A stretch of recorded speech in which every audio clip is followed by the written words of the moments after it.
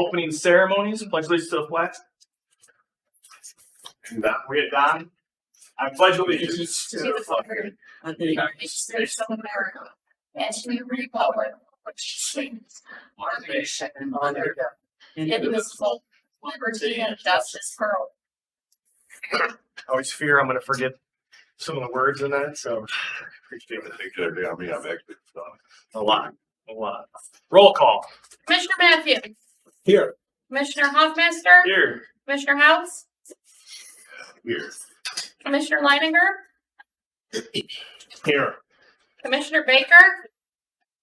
Commissioner Lanius. Present. Russ gave us a heads up that he's going to unfortunately miss today's meeting, so we'll miss him.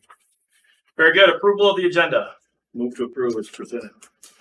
We have a motion. Or we have a motion support and discussion. All in favor with an eye? Aye. Opposed the same. Motion carries. Approval of the minutes from June 27, 2024. Well, I'll put it on file. Support. We have a motion and support. Further discussion. All in favor with an eye? Aye. Opposed the same. Motion carries. Agenda item number 2, MERS defined benefits actuarial studies presented by Marty. Come on up. I'm gonna have to go old school paper, so thanks for giving me a copy because my computer is not working. Is it working for you? It's not. So I want to say happy Monday, but it's not Monday. Yeah. It's what it feels like right now. So good morning. Good morning. Thank you for inviting me. We're gonna go over, I think, some of the probably the thickest amount of pages in here. Maybe not. You guys have a pretty thick packet today, so I'm impressed. But we're going to go over the annual valuation from MERS that starts looking like this. We're going to start with page 6. But I wanted to start out. I know I already have one question from Mr. Lambert, but were there any other questions, or did you want me to kind of do a high level overview? Why don't you give us a high level and then we'll do questions. Sounds good. So we'll start on page 6 of that report, which is the executive summary, which shows your funding level for 2022 was at 94%, moving to 2023, which is at 92%. If you remember from the last few years of the volatility in the marketplace, 2020 and 2021 had really good returns at 13-14%. 2022 was the second largest loss in MERS history, besides 2008, which was a little over 10%. Our benchmark loss over close to 16 to 17%. So it's still, from a downside protection, you lost a lot less than you would have in other marketplaces. However, it was still a negative 10. So we smoothed that out over 5 years, which means you're going to experience a 20% of that loss for the next 5 years. And so you're going to see that go down in your funding before you go up. So that's one of the pieces that's impacting some of this. 2023, however, was a positive, was 11% return. So if we did this really pretty V, I don't think it's pretty, but I would rather it be higher. But it was still a V shape from a market perspective. In 2022 to 2023. So that's some of the impact as to why that funding went down a little bit. There's also some other things in play. But if we go to page 7, that shows you the impact of the cost and increase in cost. And if you remember, I know that you all have been putting in additional funds into this plan. And so, but you've been putting those in the surplus division, which means it's not changing on purpose. It's not changing your bill. Your bill is looking at it like you're still at this percent funded and you're putting extra in the surplus. And we're going to talk a little bit more about that, but that is why you're going to see from no phase in from the FAR in that chart on page 7, the larger chart. If you go from right to left instead of left to right, you'll see for 2024, your annual required contribution was 548,820. When you go 2 columns to the left, you'll see it for January of 2025. That's the 647. You guys are feeling me now. So Page 11 in the 647, 182. Thank you. I'm just seeing my screen. So that's where that is doing, and that's that automatic thing based on no surplus funds. Okay. So that's the minimum requirement. Wanted to jump to page. I'm going to go to the next page 9 of the report to talk about the changes in assumptions, specifically the dedicated gains. So at the top of page 9, you'll see there's like a half paragraph, then there's a paragraph, and then there's that investment. It starts with investment performances, and it talks about the investment return on like this 1, 2, the second sentence. It says the assumed rate of investment return was lowered from 7% to 6.93 as a result of dedicated gains. If you remember, dedicated gains was a policy that was put back in place back in 2021, based on knowing that the assumption needed to move. And in the past, we moved from 7 to 8 to 7.75 to 7.35. And each time that caused the cost to go up, right? Because you're expecting your money over the next 30 something years to earn less. In 2020 and 2021, because of the really high returns, there was a conversation around, is there a way we can do this differently, right? And so we talked about dedicated gains, but I'm just going to give you a quick refresher in case you don't live and breathe MERS policies and terms.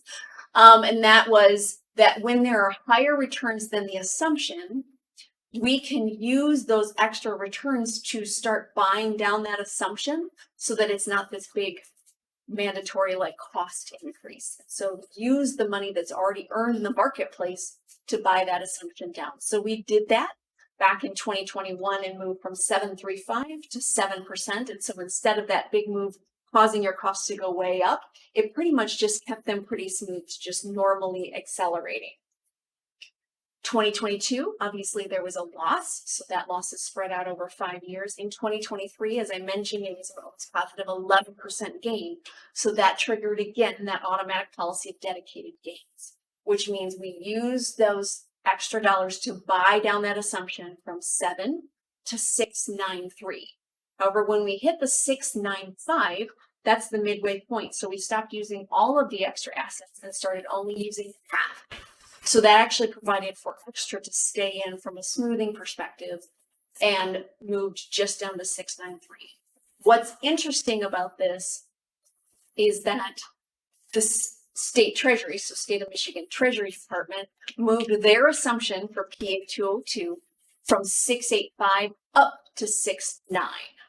So they're moving to 6.9. We moved down to 6.93. So we are now much more closely in alignment for this year. We also watched across the country some of the groups that have, like helpers and others who have dedicated gains policies, suspend those dedicated gains policies because they were moving lower than they wanted to. So they stayed at like 6.85, some of them stayed at 6.9. So I'm starting to see a lot more groups hover in that range. That's good news for you because 2023 was the end of the last 5 years, which means every 5 years we do an experience study. So we're going to look at those 5 years and see if we need to make changes to those assumptions, right? So we make large long-term assumptions, 30, 40 years, but we look every 5 years. In the past, those experience studies have moved those assumptions quite a bit. Since we've been doing dedicated gains, since we moved to the life expectancy generational tables, some of those, the expectation from our actuaries signals that may soften or may not require that we move so much in the next experience study, which would be good news for you, right? So that it stays a little bit more steady. Do I have a firm, yes, that's going to be that case? No, right? They're going to start that experience study this fall. They will share those findings at the end of this year with the MERS board. The MERS board will review, vote on that, and we usually announce that typically in like around that February board meeting time.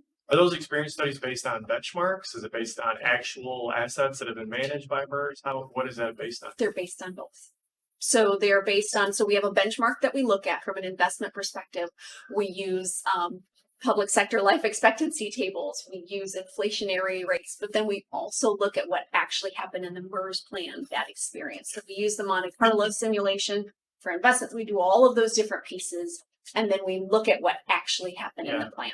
Because typically our portfolio outperforms the typical, so we can adjust that, but only within a certain margin because they still. So not to get too much in the weeds, but we have essentially balanced portfolio. Is that correct? It's I would say it's like 55, 45. Yeah.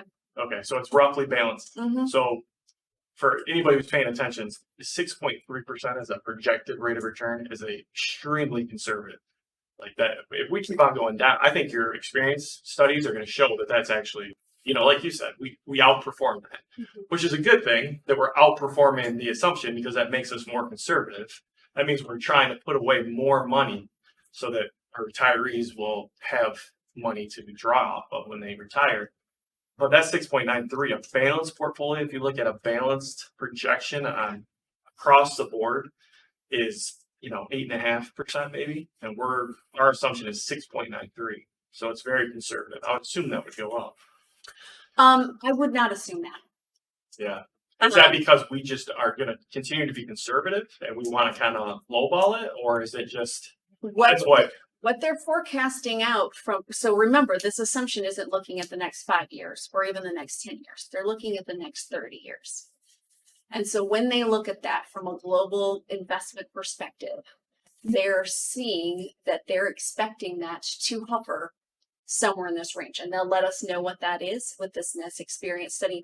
But nationwide, that is also what all of the different plans are looking at. Some are more conservative, like I said, into the 6.8, 6.85s, but they are definitely much more conservative because they are expecting a market correction in the next few years.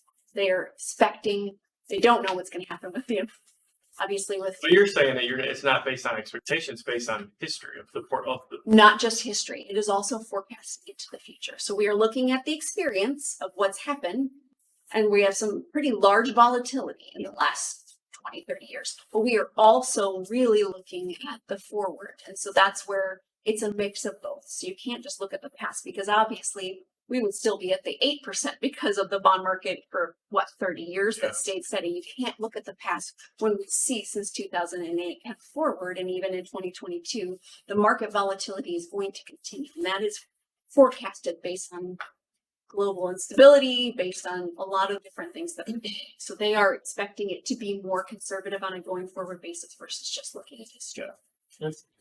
Marty, Yeah. did I hear you right? When they look at that actuarial table, as far as mortality table, they just look at public sector employees? That was the brand new thing that happened with the last experience study.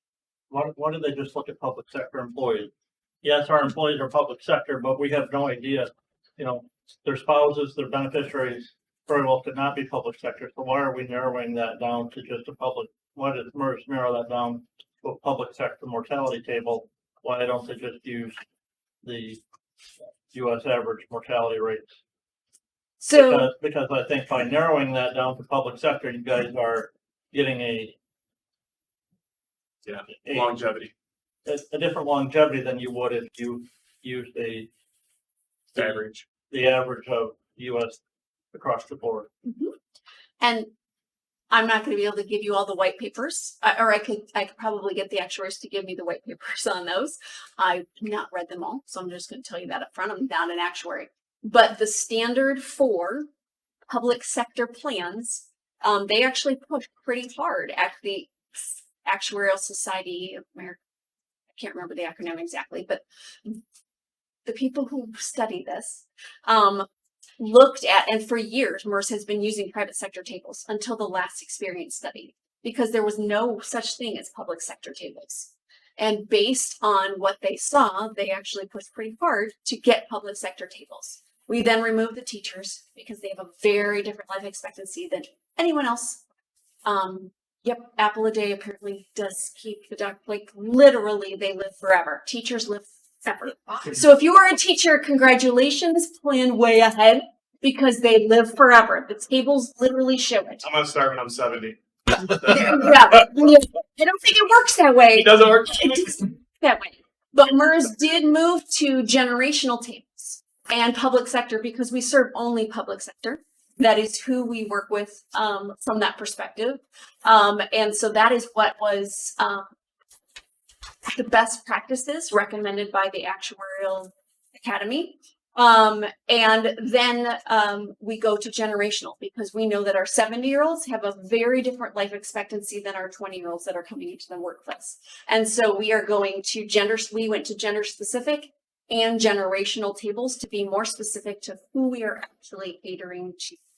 And so to speak to that, we have more than a handful of retirees that are over 100 that are still drawing the plan. And so we do have to account for who we are actually serving. And so that was best practices. That was recommended by Gabriel Roach Smith from GRS, which is the national actuarial firm, saying that we move to these public sector tables. We are hopeful by moving to generational public sector tables that we will see less of a swing like we saw with the last experience study where you saw your costs go way up because of what's actually happening in the plans. And so this is to smooth that out, is to address the volatility in that place. The same with, like I said, with the investment portfolio and what they're looking at for a long-term perspective. At the bottom of page 9, we talked about asset smoothing. I always highlight this bold sentence. So remember, we smooth out that loss. So you smooth out any gains or losses over a 5-year period. So when you have a 20%, you experience 20% of the loss in 2022, you're going to experience that in 23, et cetera, up for 5 years. So the smooth rate of return for 2023 was 5.54, even though the actual market returns were 10.94. So again, last year it was almost the opposite. It was a negative 10.6. Smooth rate of return was even lower because, again, of actually it was kind of hovered close to the same. So again, from a smooth perspective, you're still smoothing out that loss over a period of time. We're going to jump ahead to page 12 and look at the top page. I want to note for a minute when we talk about the surplus division that we've talked about in the past. Remember that I said you were 92% funded. And then on this table, when you look at that 693, it shows you at 76% funded. Why? Because the extra dollars you've been putting in are in the surplus division. So your bill is based on you being 76% funded, which means we're accounting for that. And that was on purpose. That was to help you get to a better funding perspective. That was a decision made by the board. We're going to put those in extra into the surplus division to pay off the unfunded liability, not to lower our bill the very next year, right? And so you've been doing that for several years and you see a pretty large gain, right? From 76, which is where you would be if you would only pay the minimum required contribution, up to 92% funded. So you can see that graphically and visually on the next page, which is page 13. So you can see that solid blue line. We also use the assumptions of 1% and 2% lower. So that's what the red and purple lines are. But if you see the solid blue line, that's where you would be funded if you were just putting the minimum. That dotted blue line above it is that surplus division. So you can see that large gap. And I want to note that that surplus division is assuming you're not putting any additional in at all. And so when we've had these conversations in the past, it's been, okay, at some point, we're going to hit 100% sooner. That was the plan, right? And so you can see that you're going to do that in close to probably 2028, 2029. Again, depending on what the market does, all those good things, but you're getting close to that point. At some point, you're going to see you have some decisions to make about where do we want to stay? Do we want to keep putting in additional? Do we want to stop putting additional and just pay that higher amount based on what we're not funded but are showing we're funded in that division and things like that? So you're getting to a point. I have some groups that are a little closer to that, but that are like in the next 2 years. And so they're like, no, we're not going to put any in surplus this year. We've already put an extra in. So we know we're going to hit 105. in the next few years, and they want to kind of hover there because they want to leave some in surplus in case there's market volatility, so that they don't have this conversation in the next 10 years. So there's some decisions to be made around when you feel comfortable with the funding. Some groups are like, nope, I'm not changing anything we do until we get to 100% and higher. So it is a decision to make, but you are getting to that point where within the next few years, you're going to get really close to 100%. If we ever hit like say 110%, can we make the decision as a board to put in less annually to go towards that? I mean, is that because essentially if you're 110%, obviously there's gonna be market volatility going forward, but hopefully from our investments that we have, you know, we're getting the returns that we expect to get. Sure. We should be in a good position, should we? You have a decision to move those surplus divisions out at any time into your regular plan. So for instance, we could say tomorrow, it's a little rough, but let's just pretend. Yeah, Tomorrow, we're going to move all that excess into this plan. Now tell me what my bill will be. Yeah. And it would automatically lower your budget. yeah. I don't think you want to do that yet because you want to be in source. So I have some groups that are like, well, we've gotten to a point from a budget perspective, and you look at the next table down, you see that cost increase over the next few years. So you may say, okay, when we get to, for instance, 800,000, that's our stopping point. Beyond that, we don't want to pay more than 800,000 on a required contribution amount. If that's your line, then you can start saying, well, then we're going to use the surplus to pay down whatever that other required would be. And so we could forecast out, here's a level dollar payment that will keep you level until you get to that decline in, 2035, 2036, where that drops off. That drop off is just where that legacy debt is paid off. It's not expecting everyone to move on to a better place. It's not what that's. All of the assets that we have with Merso are invested the same way, right? It's not like the surplus is just cash and everything. So it's all It's all invested in the the same. total market fund. Yeah, Okay. absolutely. So it's just a decision on when you want that. It's They'll say essentially- based on your goals of where do we want to be funded? When do we need that break in a payment contribution? And right now you budget more than the required amount, right? You budget an additional into the surplus. So then you start deciding, do we I don't need to think we budget? budget. I don't think we budget that. We, at the end of the year, if there's additional Sure. funds, we do contribute it, but it's not a budgeted line item when we plan our budget to contribute to the surplus every year. There is an exception to that. There's $22,509 that are budgeted every year Okay. that go to the surplus fund. And that is based on a board action from a number of years ago. Yes. And Mr. Hoffman, one of the things I was talking with Marnie about earlier is I went back to the first report on the MERS plan that I received as a member of this board back in 2021.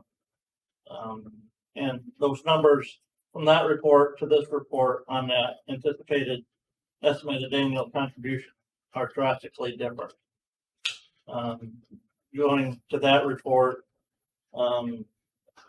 it had projected, our contributions were gonna cap out this year at 595,000, and then we're gonna decrease next year to 564, and then 544, and 548. Where if you look at this report, It's 800. we're, for 2025, we're 647, and 7.3, 802, 883, 934. And if you look at the graph, we're actually gonna end up, they don't give us the numbers on that graph, which I have asked for numerous times. Been told MERS will not provide that, but if The you look at actuary that will graph, not provide that. if you look at that graph, we're gonna end up over $1 million. And the graph from the 21 report showed us capping out at that $600,000 figure. So I think the biggest reason from what Marty has been explaining is that assumed return going from what was it back then? What was the assumed return? Now it's at 6.93, 7.35. 7.35. It was all, so they only changed it, Yeah. 0.4 of a point, 0.5 of a point. Yeah. I would assume that's the biggest That's reason. That's a big part of that. Absolutely. Which The other again, part I think is it's just- like from a wage a wage inflation as well. We're seeing a larger wage inflation over the last few years, so that's going to be an interesting number when we go to the experience study of what that's grown to over the last few years, because in 2020, even in 2021, wages were actually stagnant, if not like completely Yeah. stagnant. And then we saw a really large increase across the board. And again, I'm not speaking to just your group, like across the board in 2022 and 2023, like way above the 3% assumption that's there. So that wage inflation increase along with the market return of 2022. I'm not gonna like that is definitely an impact. If you lose almost 11%, you're forecasting a 7%. That's an 18% gap. Like that is a large lot. Like never gonna pretend that that's not. Now it's not what it would have been, right? If we had lost 16 and 17%, based on the benchmark and a lot of other nationwide other plans like MERS. So we're great from a downside protection, but that definitely is an impact. And you're going to see those numbers. We saw those numbers increase dramatically at the last valuation because wages increased and the returns decreased. And so 100%, you're going to see a large change. And we expect that. We expected that based on the what happened in the plan. I think we can go through, I don't know what all, I mean, you can look at, again, if you want to go to the next page, page 14, just gives again the breakdown of the table 1, which shows the, if you look from left to right, and you look at your general division, the total normal cost, so what it costs for payroll per person that earns another year of service is a little over 13%, 13.09. The employee contribution rate is 3%. And then you see, so if you take the normal cost minus the employee contribution rate, if this municipality were 100% funded today, your total bill, annual bill would be $85,776. Right, because this is a plan that's closing. I mean, it's closed. It's going down. You don't have as many people drawing. You don't have as many people hitting on that. Again, if this was 100% funded and you weren't paying off that legacy debt, this would be a much different conversation. A much different conversation, right? But you still have that unfunded liability, and so that's where that spreading that unfunded. And again, this is at that not including the surplus division. So remember that that's where we get that additional payment to the amortization schedule, which is 561, 720. Add those together is where we get to the 647 and 648. So just from an idea of a breakdown of where that will be eventually, I think page 16 shows again from a plan perspective, that mature plan that's winding down. You can see in 2022 value had 21 people on the plan. In 2023, you had several retirees, so now you're down to 17 actives. So you moved up from retirees 75 to 79. So you're going to start seeing a little bit more of that cash flow. Page 17 is that market value. And I know Mr. Leninger has a question on that, and so I will get that information to you. But my computer shut down, so you're going to have to give me your email again. Or I can just provide it, Teresa. Exactly. Yeah, we'll just send it across. My question there, to the other commissioners, is you'll notice there that, it says in the bullet point, December 31, 2003 valuation assets, actuarial value of assets are equal to 1.099555 times the reported market value of the assets, which is almost a 6% reduction from the valuation of assets that was used in the previous year. And I went back and I looked at, again, those previous reports, and 2021, it was just under 1%. 2022, it was 97%. 2020 was 0.97%. 2019, it was just over 1%. And I'm just wondering whether, that's the appendix, and there's no appendix attached here to the report. So wondering Yeah, what- it's a link in the letter, so we're gonna send you a live copy so you can look at that actuarial report, the appendix, and it will show you a lot of the data, not based on your plan, but on the MERS plan as a whole. And then once you see all of that, if there's further questions, I can certainly send that on to the actuaries if you want to dive into those much deeper numbers. Those are definitively, I'm still trying to pull this up, but here's just liking the Wi-Fi here. All right. Table 5 is the next page on page 18. This is the one that we always look at the cash flow. So what's going into the plan versus what's going out? Why are we seeing some of the, some of those changes? Where are we at from a maturity perspective? So you see that you put in that additional about 123, almost 124, plus the required 519. So 644, 643, plus the employee's contribution. So 670. Payments going out went up. So that benefit payments column where you see the parentheses, 1.181 went out the door, and then we're expecting that to continue to climb, right, as people retire. So you've got a little over 6 going in, again, almost 1.2 going out the door. You have the investment return. So again, because of that cash flow, you are more sensitive to what the market returns are, right? And that's going to continue to flux. But as you get closer to that higher funding, again, that fluctuation, you'll have that in there to not have to worry about that. So that's why you don't see a massive change in your valuation of asset balance, because you have a decent amount. And that goes to page 19, which shows you exactly where the funds are from a surplus division and from a general division. So you can see how it's broken down by actives. So when I say a mature plan, you can see that the actives that are currently working today, from a liability perspective over their lifetime, we're looking at about a little under 5 million. You have vested former members at 2.3 million. They eventually will get to an age where they can start drawing. That's why that liability is there. They will start drawing on that, and you'll see that cash flow come out. And then you have retirees that are almost at 13 million. And so when you look at that, the total liability is a little over 20 million. It's 20.2, with the assets being 18.6. So that's where we get to the math of the unfunded liability. You can see that is 1.523. So that's the amount that you're paying off over the next 10 to 15 years, depending on, again, what the contributions are. So you can see the total liability in general fund, but you can see what your surplus is grown to, which is about 3.2 million. So there is that conversation of when you start looking at those costs, you go back to that.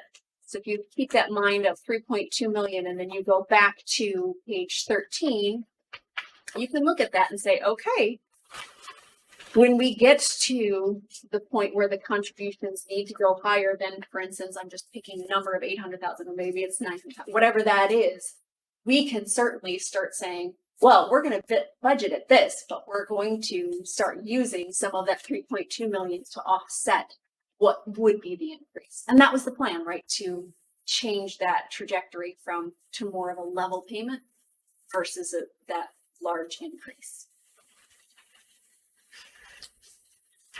Makes sense?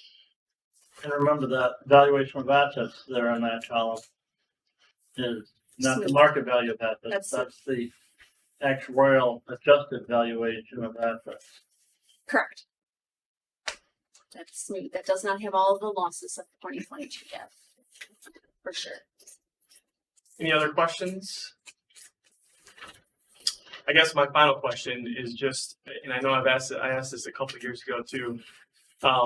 So let's say we get to the point where the final pension payment has gone out the door. There's going to be obviously assets in there if we've done a good job, right? Those assets, does MERS try to get that to zero when that last payment? That's not the case, right? No, what happens is there's something called a 3 times minimum rule. So for example, I have a small library, they have one retiree left. And so, and he's almost 100 now. So they Oh. expected Yeah. to have their last payment. I don't know, probably 6-7 years ago. They were like, oh, this Yeah. year we're gonna, and each year they're like, so yeah, nope, we're still making. So again, I can't speak to when that moment happens, but when it does, then what happens though is their bill fluctuates a lot because we'll spend it down based on life expectancy, and then it'll be like, we never go below the 3 times minimum, because if there's market volatility, if someone goes long, you have to have assets in there. So if his payments 30,000, I'm just making something up, Sure. 3 times would be, you want 90,000 in the plan. Just make sure you've got that cushion. And then we'll let it go down a little bit, and then it'll, again, so they'll sometimes have that bump. Oh, yep, he's still here. So we're forecasting for the next 3 years. We got to make sure we do that. So there's that moment there. But when that gentleman moves on, Yeah. they have plans. Like they have, they're going to name it after him. They have plans, for a building change. And so those assets will be in a electronic deposit or check if you prefer, but typically electronic deposit direct to the library. And they have a project Just pay it waiting for those But that assets. does not happen until the very last. Correct, because you have to, so you'll still have you'll have more than what we're expecting, because we don't know what the market will do, because this is a constitutionally protected benefit that has to be paid out. So you have to have But it. the 3 times minimum, that's where you're at as far as our plan as well. So when we get to that point, obviously we're not close Yep. right now, but once we kind of peak and get on the other side of that hill, We will you just start paying attention to that 3 times minimum. We will. And then so it's not like we're going to get $20 million back to the health agency, but there could be a significant amount coming back. None of us will see it, but At some point, when some yeah. point. And I've had That's groups that across the nation. suddenly, yeah, It's a big deal. suddenly they lost like 5 retirees, and they weren't expecting that all at once. So they'll see stuff go down, or they'll even see a credit.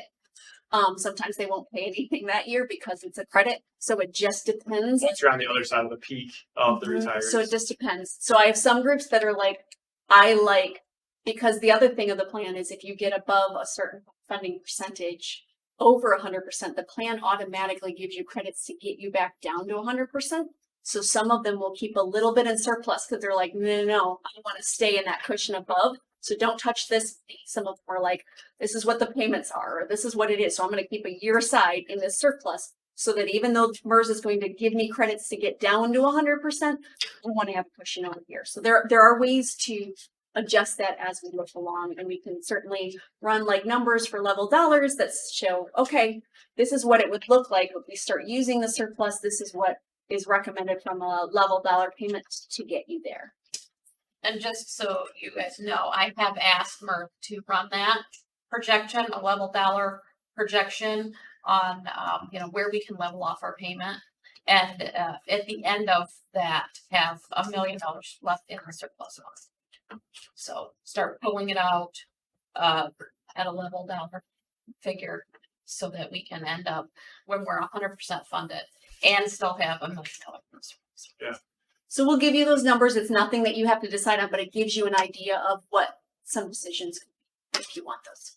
Very good. Awesome. Well, we appreciate you taking the time to come and explain. It's clear as mud. Clear as mud. We appreciate it. Absolutely. Thank you. Thank you. All right, very good. Moving on to agenda item number 3, public comment. Public comment. Welcome. Good morning. Good morning.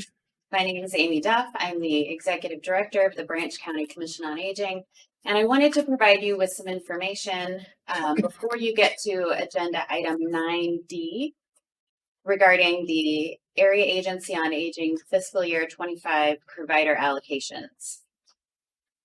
In the packet there on page 118, you do have an email, looks like this, that the AAA director sent to providers, including myself, on Thursday, August 15th.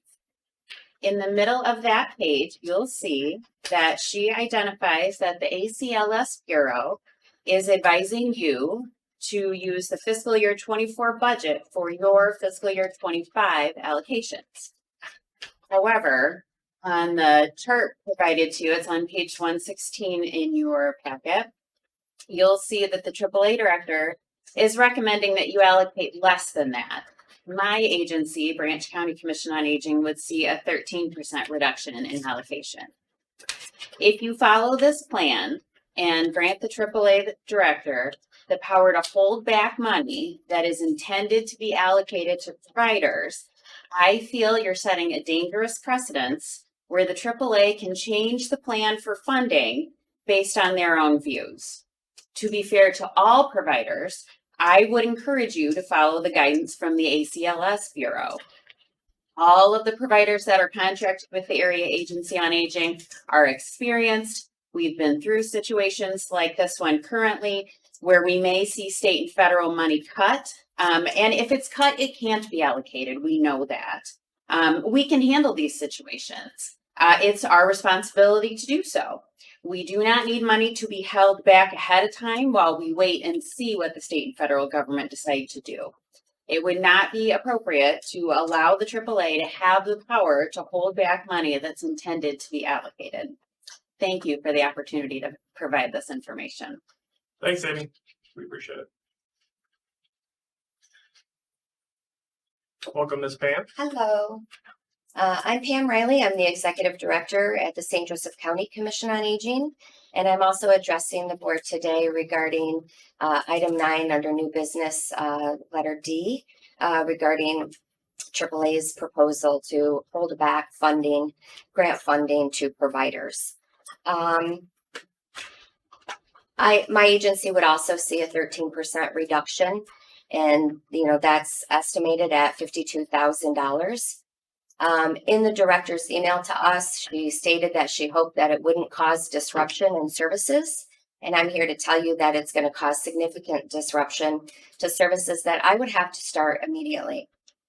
We are looking at having to cut over 4,500 home delivered meals, over 2,100 congregate meals, and over 120 hours of in-home services immediately. If we continue to utilize the funding sources like they're meant to be used, we will deal with it, as Amy just said, if cuts actually happen. Instead of having to take away these services from our senior citizens immediately. We do have a contract with AAA, and that goes until September 30th of 2025. And in that contract, it states that funding will be made available or will be provided to the providers when it is available. And we have dealt with this for many years. The 3.5 years that I've been at the agency, we do this with the direct care worker premium. And we have statements right on those documents that says that there could be limited funding resources. And when that funding runs out, it won't be made available. We understand all of that. We did it this year with NSIP. That was the one resource that is highlighted with a 44% cut. That was a large cut, but that's not the only funding resources that we receive. So to cut all or hold back on all the resources is going to be a huge burden to my particular agency. I am concerned that the documents that were put in front of you have all of the agencies that provide services except for AAA. They also provide services. So what is their funding amount that she's proposing to hold back for her own agency? I don't see that listed in any of the documentation. I do ask that you investigate this a little bit more and hopefully take our comments into consideration. Thank you. Thanks, Pam. Any other public comments for us this morning? All right, seeing none, we will move on to health officer support. Mr. Beckberg. Good morning. So thank you to Marnie who provided that update for us. And wanted to also recognize that this is Paul's last meeting. Is retiring, so it's one of those folks that's going to change that name next year. Dang it, Paul. Yeah. but we did, bring in some donuts today, so please take advantage. And we do wish him well, as he moves on. My health officer evaluation is due in September, and so I indicated a request for closed session for that. For that review next month. Today, we have our new accountant, Jennifer, joining us on the way. So Jennifer is acting in the role that Renee had before, and we are thrilled to have her here. Teresa, do you want to say anything about Jennifer? Jennifer, would you like to tell the board a little bit about your background? I'm happy to be here. I started at the beginning of July. I'm from Steuben County, where I just worked the past 12 years in the private sector and with the manufacturer distributor in Angola. I have a degree in finance that I received from IPFW many years ago, so that's now PFW today. And this is my first public sector role, and I know I have a lot to learn, but I'm looking forward to it and hope to make great strides in helping Teresa. She's doing great at catching on so far. So yeah, well, welcome, Jennifer. Thank you. Yep. Jennifer, what's your full name, please? Jennifer Hall, Hull. Thank you, Mr. Chairman. And also, what county you are from now? Vestal Manufacturing. Student. I think you said Steuben student. County, sorry. Steuben. Thank you so much. Thank you, Mr. Chairman. Okay, so with regards to our environmental health staffing with Paul's retirement, we had mentioned in the past that James Young, who was in a supervisor role, had also moved on. We have both of those positions posted. There are not a lot of qualified applicants out there for these positions. But we do have two individuals that are qualified for the director position. We are going to start interviews in the next couple of weeks, and we'll continue to keep it posted and see if there are any additional applicants that come in. We're putting the supervisor position kind of on the back burner while we pursue the director interviews, and I'll keep you informed. Did we end up with something on the National Labor Relations Board? When I typed this, it was nothing new to report. Nothing new to report, still working its way through that process. So that's our update from our attorney on that. The PPA committee reviewed the quality improvement policy and plan that was developed. These are programs or activities that we conduct here at the health department routinely. But one of the things that we need to do is have this policy and plan in place. So we share it with you. We're looking for you to approve it, and then we can make it a part of our accreditation materials. So, and further staffing updates, we continue to seek a mobile clerk position in Coldwater. We have an outreach specialist that I think we're still seeking in AAA, and in environmental health, of course, I've mentioned these two jobs. The intergovernmental agreement is complete. Yay! Yay. So there is a letter signed by the governor that approves that intergovernmental agreement. So congratulations to all of you on getting that accomplished. The kindergarten oral health assessment program, we've been talking about that for a while. We did bring a proposal to begin the program in October. What we are seeking from the board is approval to hire a dental hygienist on a contractual basis to start up that program. We also brought to the Finance Committee a proposal to increase the safety and security of our facilities by installing additional fob door readers. This is a program we started quite a number of years ago with some exterior doors. A few years ago, we added on a few more, and we've identified a few additional locations within the 3 buildings that would benefit from also having the card reader system and provide additional safety and security. You may remember that the last time we brought you this proposal, we had reached out to other contractors about this kind of work, and it's a proprietary system. They will not work on other people's systems. So we only bring to you one bid proposal today from the Finance Committee, and that is because of that. And also, the last time we went down this road, we were able to apply for an MMRMA grant, and MMRMA is not currently offering that grant opportunity. So this is something that can be funded out of our infrastructure grant that we have. We are pleased to share that we received a $10,000 mobility wallet from Phoenix. Phoenix is in Hillsdale County and other counties as well, but they are only in our jurisdiction in Hillsdale. And what they are doing is helping to provide additional transportation options for individuals that live in the county. It started off with veterans, has moved into not just veterans at this point. So this is not funding that comes to us. It's funding that we can help our clients tap into.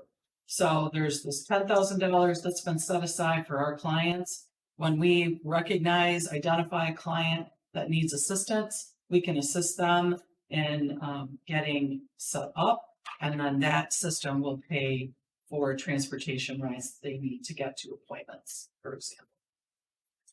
So very happy to report on that. We did also talk about the medical director contract in the Finance Committee. And so we have that for you today. Public health concerns, the Three Rivers action level exceeds for lead. Their most recent round of samples keeps that action level exceedance in place. So we work collaboratively with the city.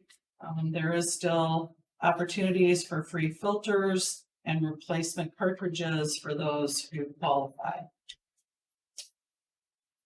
The Quincy school student investigation, we just this week received approval from MDHHS to share publicly the letter to the superintendent.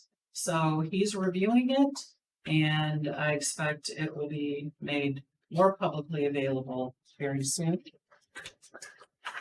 The HPAI stuff, we actually received our first request from a farm for personal protective equipment this week. And we are working to help fulfill that for a farm here in our jurisdiction. We don't have any farms that have tested with animals that have tested positive for HPAI. Updated you on the rabies map. We are, of course, as the season goes on, we see more animals that are tested and more animals that test positive. So important that if somebody wakes up to a bat in their bedroom, that they give us a call, talk to our communicable disease nurses about testing that animal, and if there's any follow-up treatment that people should receive. Measles cases, we did have our 7th measles case reported in Michigan, most recent case in Wayne County. We continue to encourage residents to know your vaccination status. The measles vaccine has been around for many years. It is a safe, effective vaccine, but we continue to see more and more individuals choose not to accept vaccinations. And what this does is it puts us in a situation where we are going to see outbreaks of these vaccine preventable diseases. And these diseases can cause serious side effects, even death. So very concerned about that. In our Coldwater office, I have touched base with Administrator Norman on the replacement countertops we've been working on in our restrooms and in our clinic area. And he's asked me to reach back out to him in early September, so I will do that. And a reminder that we have board education scheduled for next month, and I would love a suggestion for a time, otherwise we're gonna pick. So, thank you very much. Very good. Thank you for that. Any questions for our pop-ups? Mr. Chairman, I have two questions, actually one. health officer, thank you, and hope you had a wonderful vacation. Yes, it was nice.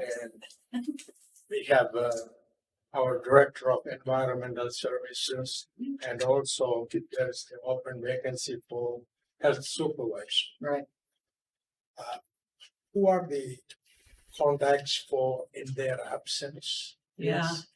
So for the time being, I will be the main contact, but also Joe Frazier. And you guys have met Joe, I think. He's been here at the meeting a couple of times to provide the EH report. Joe is our food supervisor, has been with the agency for quite a long time. And between him and I, we will muddle through until we find a replacement director. Yeah. Any other questions? I have one. You said in the Hillsville office, nothing to report. I heard recently at a board of commissioners meeting that our facility manager is planning to do some work out there. Were you contacted before he? I wasn't, or did he contact Teresa? I don't know. Well, we have it. We actually, there is something very new to report. We have an open claim with MMRMA because we had a flood in the basement due to a broken water line. Okay, There is also, he is going to be working on the dumpster corral. but did he notify us before he? Yes, Did he ask our permission to do that? the dumpster corral, yes. Yeah, okay. I just did get it in here. Apologies for that. I forgot. When Becky asked me, I forgot. Good catch on the dumpster corral, Commissioner Lanier. It's Well, currently you know, is. They did work on a deck over there a year ago that if it, I'm not sure we knew about it before it was done. And we have a contract that we take care of, the health department takes care of the repairs and maintenance of that building. Yeah. And we have, you know, we get the bill, but I just said we need to pay for the composite deck material as opposed to wood back on it, but. I get it. Anybody else? Okay, moving on. Medical director report, Dr. Lee Burrow. Good morning. Good morning. My report is in the packet.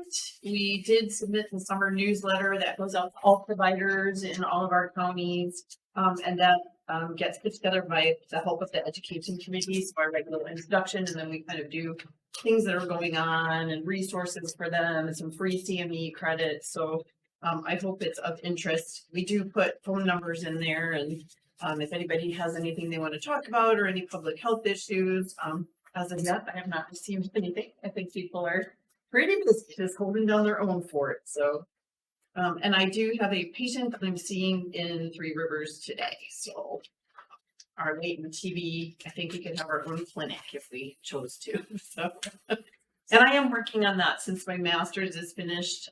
There's a little extra time in my schedule. So Heidi and I have been kind of brainstorming about clinics that might be beneficial that I could actually be there in person for, and maybe rotate counties and sit in a vaccination clinic and give some education or do some nursing education. So we've kind of come up with a few ideas, and we're gonna kind of pursue those and see what will benefit our communities the most. My educational piece today is on parvovirus, but parvovirus in humans, not animals. And I just chose it. It's pretty simple and easy, but I chose it because we've had an increase, and the CDC put out a little warning several weeks ago. And it's another one of those communicable diseases that sometimes we're unaware of because it doesn't provide lots of symptoms to people. And those of us who are healthy might just have parvovirus and not even know. So we might get a little joint pain, a little stiffness, some flu-like symptoms, not even know about it. But we could be passing that on to individuals who are immunocompromised, and that could be pretty significant.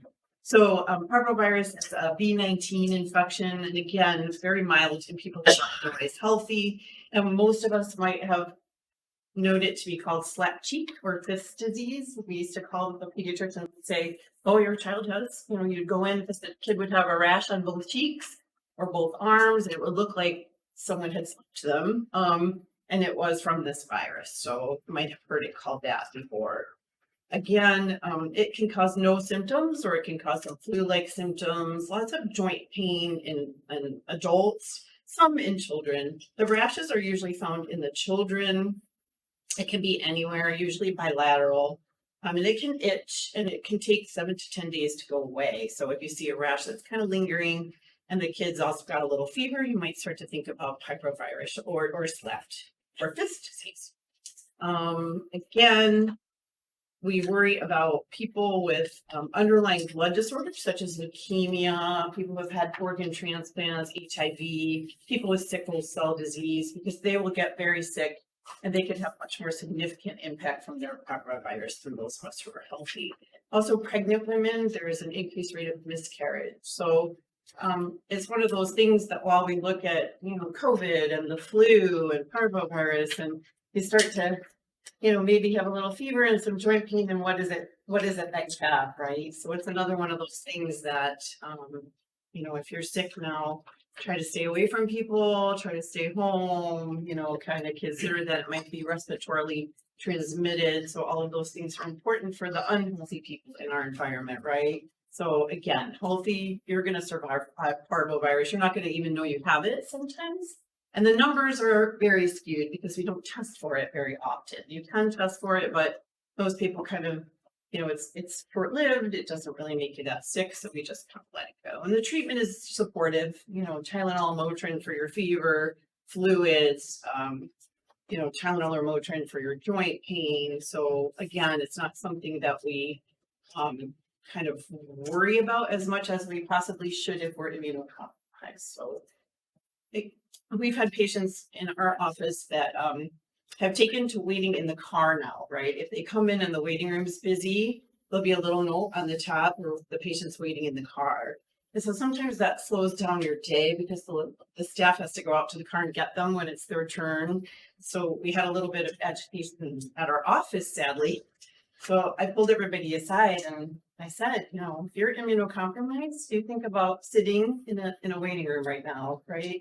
With COVID and the flu and parvovirus and so many other things going around, that if I'm undergoing some treatment for my chemo, or I have sickle cell, or I have some other underlying disorders, waiting in the car is not a bad idea. So then actually the staff started telling patients if they listed a chemo med or they said they were sick, they said, next time that you come, just call in from your car, say you're here, and we will come get you when it is your turn, and you'll go straight back to our room. So pretty important for those of us who are walking around healthy to understand that not everybody is, right? So when I see somebody with a mask, I always kind of assume that they're scared, they're a little worried, and they should be. So it's a good thing for all of us in the healthcare world to understand that people are just trying to protect themselves and their loved ones. Nobody wants to take that home.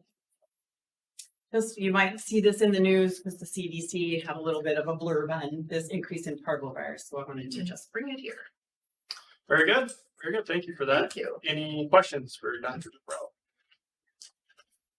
Chair, I do not have any questions to Dr. Dubrell, but I would like to make one or two comments. Go right ahead. Thank you. First of all, congratulations on your finishing. Thank you. Thank you. You're welcome. The Master of Public Health. I always wanted one, but I am too old. You are not you are not too old. And secondly, I am sure you and your family are happy and grateful to St. Joseph, Hillsdale, and Branch County citizens to send you to school far away, the Northeast, to get that education. Yes. And also you work during the study time. So work, earn your money, and people send you there, and you have done superbly well. You didn't need any federal help to solve your tuition. So thank you. Thank you. Yes, and thank you for providing that educational stipends that I could go ahead and do that. And again, I've said this before, that they're really never too old, because it's a great example, right? My kids have seen me get degrees when I'm sitting at the dining room table and they want to go out for a boat ride, and I just have to forego and pass that time. And so I think it's a good lesson to everyone that you're never too old to learn. Very good. Very good. Yes, congratulations on that. I know it was a lot Yeah. of work and we appreciate the effort. So very good. Okay, moving on. Thank you for that report. Department reports, health, education, and promotion. Yeah, so Chris is visiting with Beacon today. She's at a meeting that they are having around their community health needs assessment. So she was not able to attend. Is there anything in her report that you would like me to touch on? Any questions? Think we're good? Moving on, environmental health. Paul, Good morning, the everyone. last one. Yeah, the last one. Bittersweet. Paul, what's your actual last day? Is it the 6th then? The 6th of September, yes. Yes. So I got quite a few things to report on. Earlier this month, our staff completed the inspections, the food vendors at the Branch County Fair. And this is the 4th year that we have done those inspections. Historically, MDARD had always done the food inspection for all the county fairs. They reached out a number of years ago and to see if there was any interest for local health departments to take over some of those duties, and we opted in for Branch County. And the first few years we had some hiccups. One of the biggest things was the people that go to the fairs with the food wagon, they were used to going to MDARD to get their licenses. They didn't understand the transition. Joe Frazier, who's our food program supervisor, has done a really good job developing a really good relationship with the fair board, and things have got so much better. This year things went very smoothly. Didn't have any hiccups with the licenses. It went very well, and all the inspections went extremely well this year too. So we're thankful for that. I appreciate Joe's hard work in getting that whole process going. So another successful year at the Branch County Fair.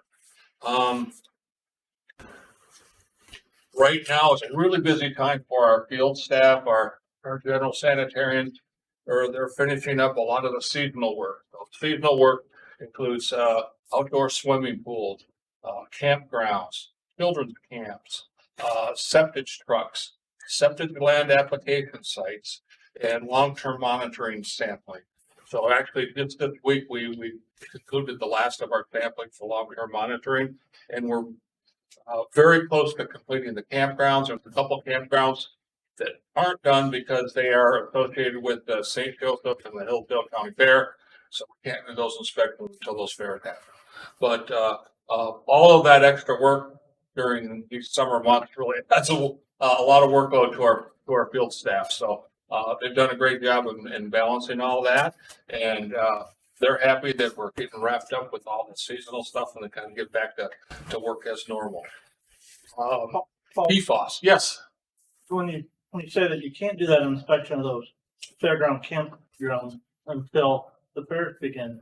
I know Joe County has numerous events at their fair where people used to camp their year up, throughout the year. We have the same thing at Hillsdale. So why did we wait till fair? That's the busiest time. That's when they have most of the campsites filled, and gives us a much better look at actually what's going on in all those sites. So you're right. They do have events other times, but it's typically very small amount of campers out there. This gives us a really good view of pretty much all those campsites are full. So we can really get a good look at what's going on out there and make a good fair inspection. Got a lot going on with PFAS across the county. So as I reported last month, they did another round of sampling at the West Side landfill, and they found 3 more homes that had detections of PFAS. None of those detections were over the health limit, which is a good thing. But as we have done in the past, we are going to provide any of the homes that have any detections with filters. So actually this week I have contacted the homeowners and contacted our plumber, and the plumber will be contacting the homeowners in the very near future to get those filters installed for those people. So that's a good thing. Just what this site, as well as all the other sites, they do, every year they do more sampling the same houses. And some of the houses, may have been, non-detects in the past, showing up with some PFAS chemicals. in. So it's really important that they keep sampling and finding out, where that contamination plume is going and, make sure people are getting safe drinking water. At the site down in White Pigeon, I've also reported on that, that they had received a grant from the state to extend the municipal water system into the area of the township that had the contamination.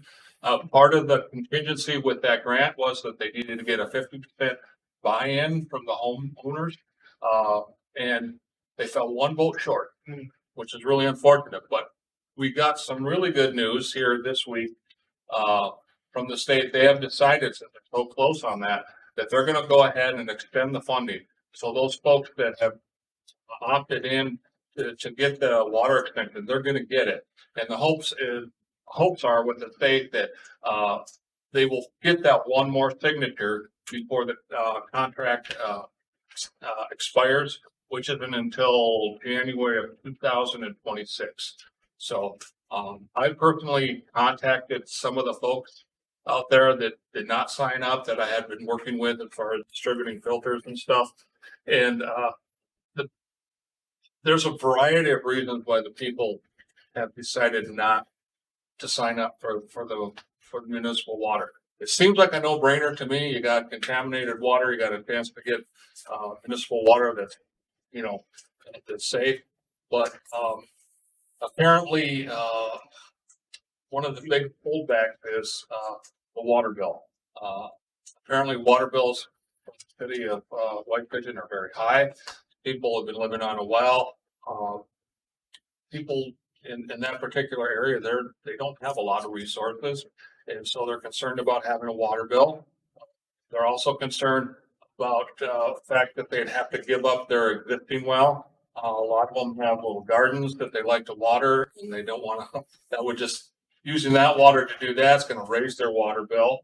There's even one gentleman who had a pool that they don't want to pay city water, to fill up my pool every year. So there was some legitimate, reasons why people weren't signing up. We had a public meeting in which, Eagle and MDHHS came down and we kind of tried to educate people and the people that didn't want to sign up were very hard fast and we don't want this. So the other problem with that too is, the city water, municipal water system for White Pigeon has had some issues as far as, not water quality, but because the water quality is good, but it's cloudy. It's people say, yeah, it's black. It's safe, but they have a very old infrastructure. The old ductile piping is still in there. But one of the things that the grant was going to do is replace some of that. And we tried to convey that message to people too, that with this money they're going to do infrastructure replacements and hopes that would help. The aesthetic quality of the water. And, anyway, the good news is those people that really want it are going to get it. And hopefully they'll get that one more vote and be able to, That grant, Paul, that pays for the infrastructure to the home. So Yes. the homeowners would have no cost. That's really good. So the bad part about that, I guess, is that if they don't sign up for it, and sometime down the line, they decide they do want it, they're gonna have to pay for it themselves. And so, that isn't cheap, so, but that's the way it is, so. I'm thankful that, many of the folks there that really want it are gonna be able to get that water. They won't have to rely on their filters, and, so that's a good thing. One more PFAS, site that I wanted to talk about is the Lucas landfill site in Hillsdale County. That's been an ongoing, investigation. They too just recently did another round of sampling there. So they were sampling for PFAS and for 1,4-dioxane.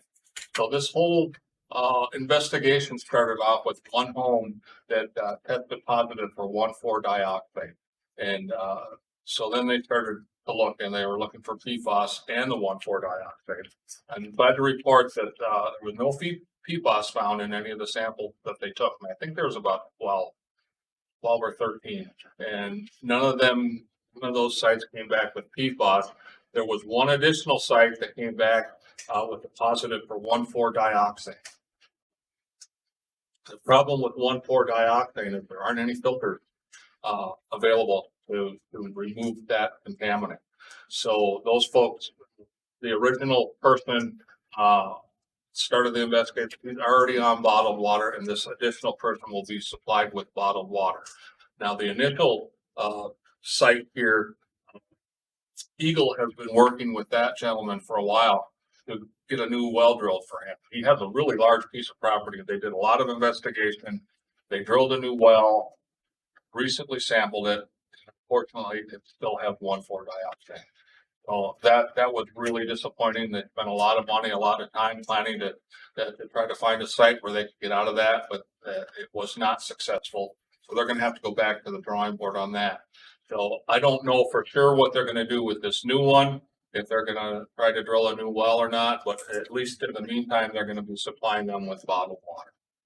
So that really concludes my report, but I just wanted to take an opportunity to thank the board for your support of me through my time here with the health department, the support of the agency, and the support of all the programs that we do. So I really appreciate it.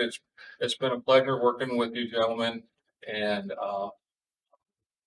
I'm very grateful to have had the opportunity to serve the citizens of the 3 counties here. And as I said a little earlier, it's kind of bittersweet. You know, I've worked in public health for over 40 years now, and my wife convinced me it's time. So thank you so much, and I'll be happy to answer any questions that anybody had on my report. I do have a couple questions. First of all, thank you for your service. Your expertise and knowledge will be greatly missed, I'm sure. Thank you. You'll be a hard person to replace. Thank you, sir. I appreciate that. So, my first question is, on the wells, when someone signs up for, public water, do they absolutely have to close down their well? Yes. Yes. Okay, so is that state law then? Yes. Okay. Yeah. All right. Yeah. And the reason for that, it's a contaminated well. So there's no way of monitoring, you know, little kids could come by and, you know, if they had an outside well, they could drink it. So, and the other thing is potentially after everybody's gone, they might hook that up and there may be a cross connection between that well and the city well. So not only would that contaminate the house, but it could potentially contaminate The neighbors. everybody that's on the water system. Right. That's the reason for that. Okay, so, moving on, can you tell me what 1,4-dioxane is? And where it comes from? Oil. It's Is it oil? Is it oil it- toxin? correct, Paul. I'm pretty sure that I believe it, and you asked me that question before, and I looked up the answer, and I'll be honest with you, I don't remember, but I think it is a byproduct of petroleum, a petroleum product, and so, you know, unfortunately, the real bad part about that is that there are no filters to remove it, and it's a really tough one, and the state's kind of scratching their head trying to figure out what they're going to do with that, especially since, you know, they drilled another well for the one gentleman thinking that they were going to get out of it. They didn't. So that contamination of the 1,4-dioxane might be a little bit more widespread than they originally thought. But, you know, I'll look that up. I'll research that and I'll send you an email. Thank you. Tell you exactly what that 1,4-dioxane is, or I'll look it up and I'll tell you before the meeting's over. Thank you. Appreciate it. No problem. Any other questions? I like going out with Big Bang and report, but the watch retirement is not for the weak hearted. You know, Oh, yeah. Well, I'm a golfer, so you know, my plan, at least originally, until the weather turns bad, is to play a lot of golf. That's good. And I got 100 projects honeydew projects around the house that have been put off. that Yeah. I'm gonna have to get to I as have no well. excuse. The question will be, if your wife's the one that talked you into this retirement, is her plan for you to go golfing every day, or does it work? Actually, Rick, yes, because she works from home and she doesn't want me hanging around the house. You gotta find something to do. She's a golfer as well, so she may even come with me. Let's set up. Well, we appreciate what you've done for the agency, and you certainly will be missed. And I plan on being there on at the open house open through. So Well, thank you. I appreciate that. Yeah. very good.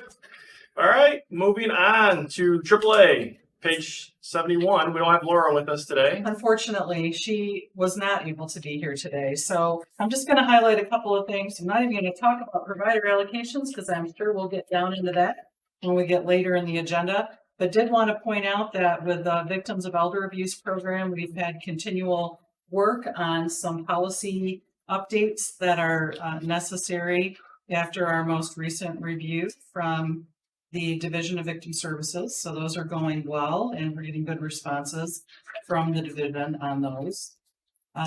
The ACLS did the financial assessment, which they do every year. And so that is provided on the next page of Laura's report there. There were no findings or recommendations. So that's the kind of audit we always like to see. And she is trying to find that outreach specialist. We had an individual that was hired and brought in, and they had to make some life changes. So unfortunately, we're back out on the search for that. We do have Ashley here today. And so if Ashley has any updates for us.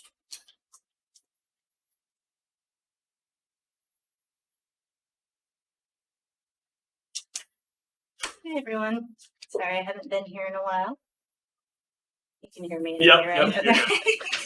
I just have a couple of updates. So we're at the time of year when AAAs bring their annual implementation plans to the Commission on Services to the Aging.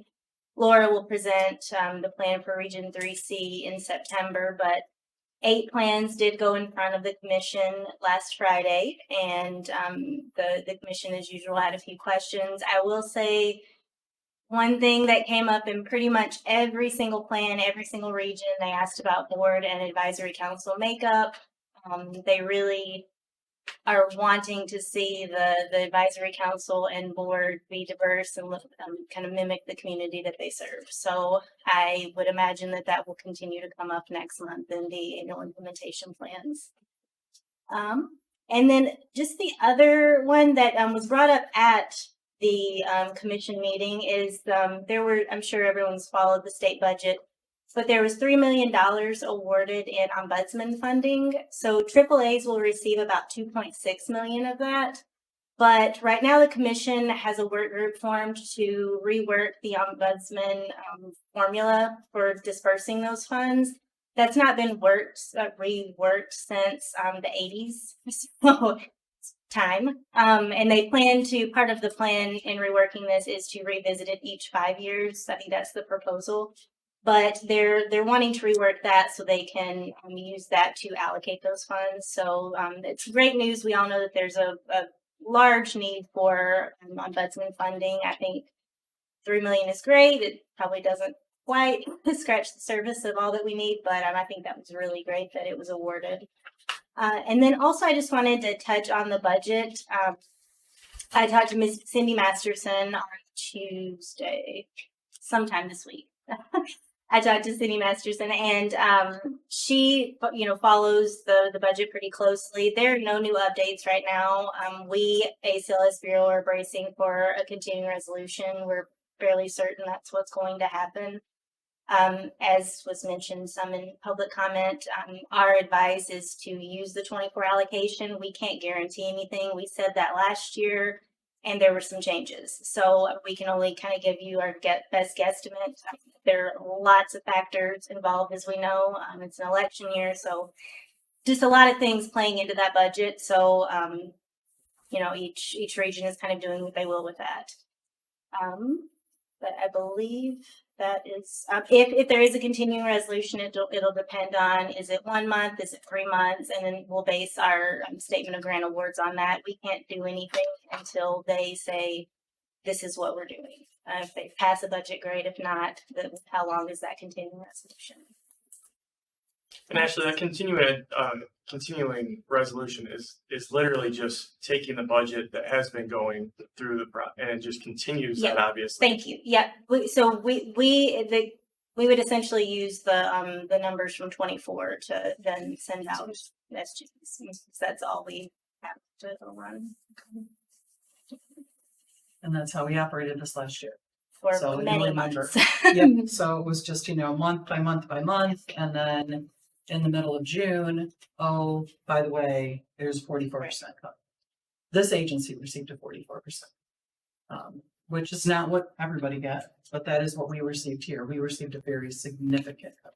So was that though, that when that 44% cut came, that was moving forward though, right? That doesn't have anything to do No, with that the was back the October whole year. 1st. So it took away. Yes, yes, and we still had remaining ARPA funds. AAA still had remaining ARPA funds that we were able to use and backfill some of those losses. So those are gone. There is no additional money anywhere to backfill any more losses. So if that happened again without ARPA money, would the providers then have to send us back money, or would we just not, we would bill less going forward? And we even did have one provider that had to return money this time.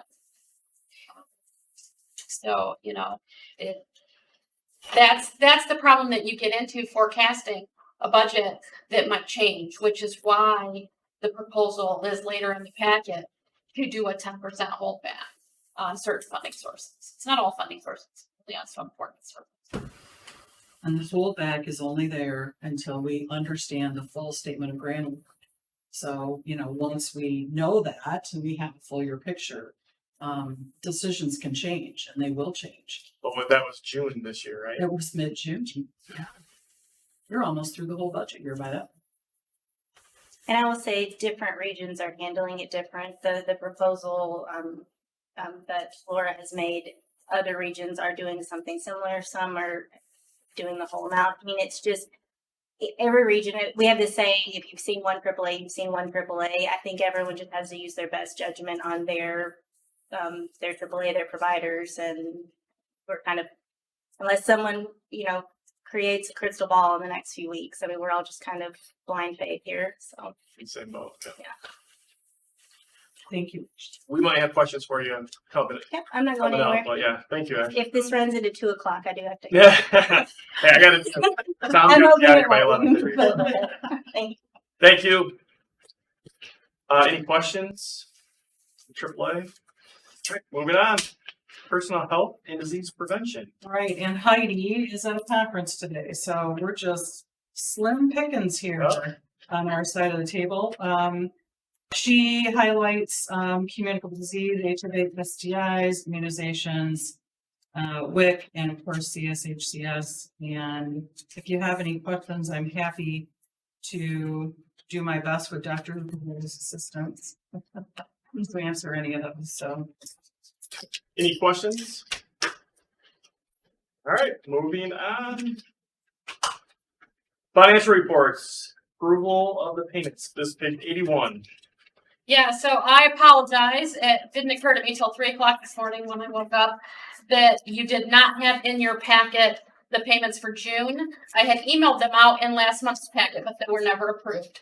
So they are in a separate sheet at your table. So payments for June are a separate packet at your table, plus the payments for July also need to be approved. Can we do it all in one, or should we do them separately? You can do them all together. I would move to approve the June and July payments as presented. We have a motion and support. Any discussion? Seeing none, all in favor with an eye? Aye. Opposed, the same. Motion carries. Review of financials, page 84. Yeah, so you'll see on the balance sheet that we do have a significant number in red on the $842,000 that's due from state. That's money we owe back the state. That's money that we're collecting the interest for. at some point they are gonna ask for it back and we'll have to send it back to them. No. But, it's not a bad thing, it's a good thing because we're just borrowing their money for a little while and hanging on to it while we collect the interest, so. It looks different on the balance sheet, it's a big number, but it's not a bad thing. Otherwise, moving on to where we are, these numbers, have been adjusted for the new amendment. So this is a pretty accurate picture of where we are according to the budget that was passed most previously. And we do still have in RU10 that we did not guess very well on what the interest rate of return on our money was going to be. So we've gotten more revenue in, which is why you're going to tell that program is going to be over because of we've gotten additional revenue in. And so less has been moved out to the programs. That's a good thing. It looks bad, but it's also a good thing. And then 325, it is showing 96% expended. And that's because it has to be fully expended before we can use 112. And when you look at both of them together, we're actually under budget for looking at those together. And then your RU24 MERS pension underfunded liability. This is the extra payments that we send to MERS. And we, I think, have made all of the ones that we projected to make in this year at this point. So that's why you're going to see a large number there. And then on the dental clinic Three Rivers, the subleasee, or we have a lease with the hospital on that space, and it changes year to year based on expenses. And we pass those expenses right on to our subleasee. So it is over what we projected because of a change to the rent agreement, but that's all being covered with a subleaser. And then 371, that grant has ended, so it's completely done. And 720 EH complaints is running a little bit high. We really have never tracked that program by itself before. So we made a projection and we obviously didn't guess quite right. So we'll adjust as we can't really make any more budget adjustments, but we'll continue to monitor it and cover any overages in that with underspent areas for programs. And I would be happy to answer any questions you have. Any questions on the financials? All right, I'll entertain a motion. Move to approve the balance sheet and financials as of July 31st. Yeah. Make a motion, we have support. Oh. Look at you. All right, we have a motion to support. Any further discussion on the financials? Seeing none, all in favor with an aye? Aye. All opposed the same. Motion carries. Very good. Okay, moving on, committee reports. Finance Committee, you have the meeting minutes in front of you. We discussed a lot of the items that are on new business. We'll go in depth on those going forward. I'll make a motion to accept the Finance Committee meeting minutes. Yeah, I'm gonna support you, and you had a very nice meeting. Thank you. Thank you. I appreciate that, John. Any further discussion? Seeing none, all in favor with an aye? Aye. All opposed the same? Motion carries. All right. Program Policy and Appeals. Yeah, all right. So the Program Policy and Appeals Committee meeting minutes are in front of you. We had a fairly short meeting yesterday. Discussed a couple of the other items that'll be on the new business in a minute. So I move to approve the minutes as presented. We have a motion to support. I second, Mr. Chairman. Commissioner Matthews seconds that. Further discussion? Yes, Mr. Chairman. Yep. My colleague from Hillsdale said it was a short meeting. I think it was almost 1 hour if I read Short. No. 25 minutes. 25. It's a long time in my life. You don't have much left. Low blow. All right. No further discussion. All in favor with an aye? Aye. Opposed the same? Very good. Thank you for your efforts in the PPA committee. New business, number 9 on the agenda. Kindergarten Oral Health Assessment Program. We talked about this in the Finance Committee. We did. Ms. Rebecca, do you want to So I do have our Community Health Services Supervisor, Terry Penny, here in the audience today. Terry would be the individual who works with the independent contractor, dental hygienist, collects the information from that individual, helps to sort out any questions or anything they might have about the program. So I wanted to bring Terry in case you had any questions today about that. But essentially, this is a new legislative program that the vision is for it to look very much like Hearing in Vision is done in the state of Michigan, where all kids have these assessments done. And then if there are issues found or identified, then they are recommended for further review and treatment. With regards to COLA, there was also additional funding provided by the legislature, and they can't tell us yet what our actual amount will be at Branch Hillsdale St. Joe. They have given us a placeholder amount. We are expecting that there will be more funds for this program than the placeholder amount because the funding is in addition to that. We also have dental funds that are sitting in deferred revenue. I said that right. And so we are confident that with this first year, we can pay for this program. We will certainly reevaluate as we get through the first year and decide if this is something that is going to be a financial burden for the health department or if it's going to be a financial win, and then make decisions about continuing for that.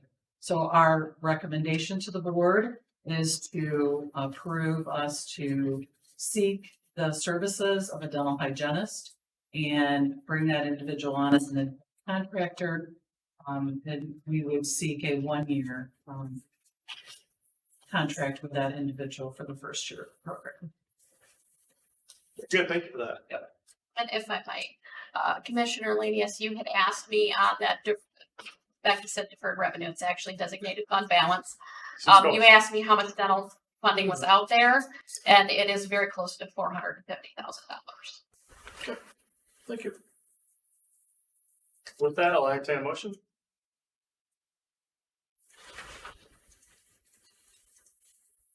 I move that we approve the kindergarten oral health. We have a motion. And see with the support, very good. Any discussion? Yeah, looking at and we have this labeled as the job description. Mm-hmm. What you're talking about hiring an independent contractor. Right. To me, this is a independent contractor. A true definition of independent contractor is you provide the contract for them to provide service, and they worry about, meeting the definition of the requirement. It's not a job. Right. So I'm sorry, but the way this is written, I mean, we're saying we're going to do an independent contractor, but we're writing everything as if it's an employee, and we can't have that tied back if it's going to be an independent contractor.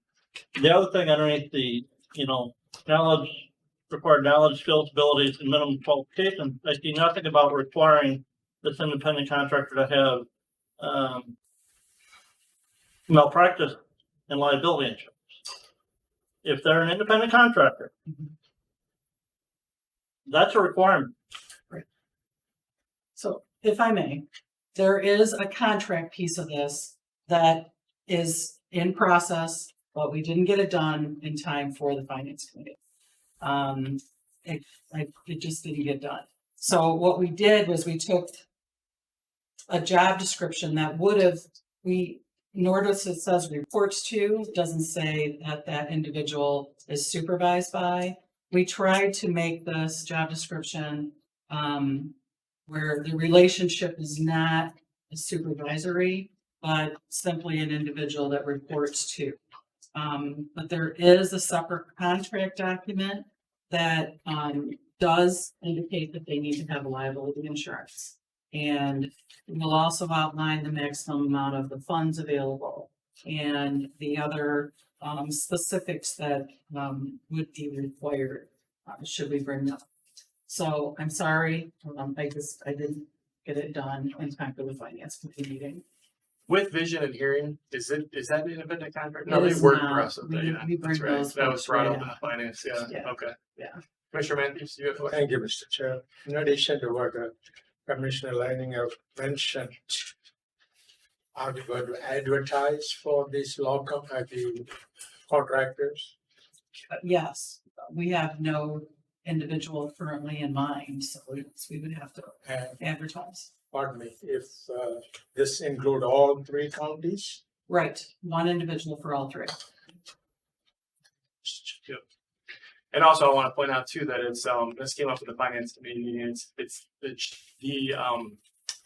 this independent contractor is not doing cleanings or doing any of that. It's literally just screening and then recommending to somebody who actually does those things. So it's very much like the hearing and vision. You know, dental is important for these kids, and I think it's a good program that we should have. Mr. Chairman, I may comment. This program is a wonderful program. The last century, I was a director of Head Start program in another state. And I understand the value of it. Now my kids, those kids are in the 40s. So it is very valuable, Mr. Chairman. Thank you. I'm 42 times. I would have been in your Head Start program. All right, seeing no further questions, we have motion on the table. All in favor with an aye? Aye. Opposed the same? Aye. All right, motion carries. Moving on, medical director's contract. So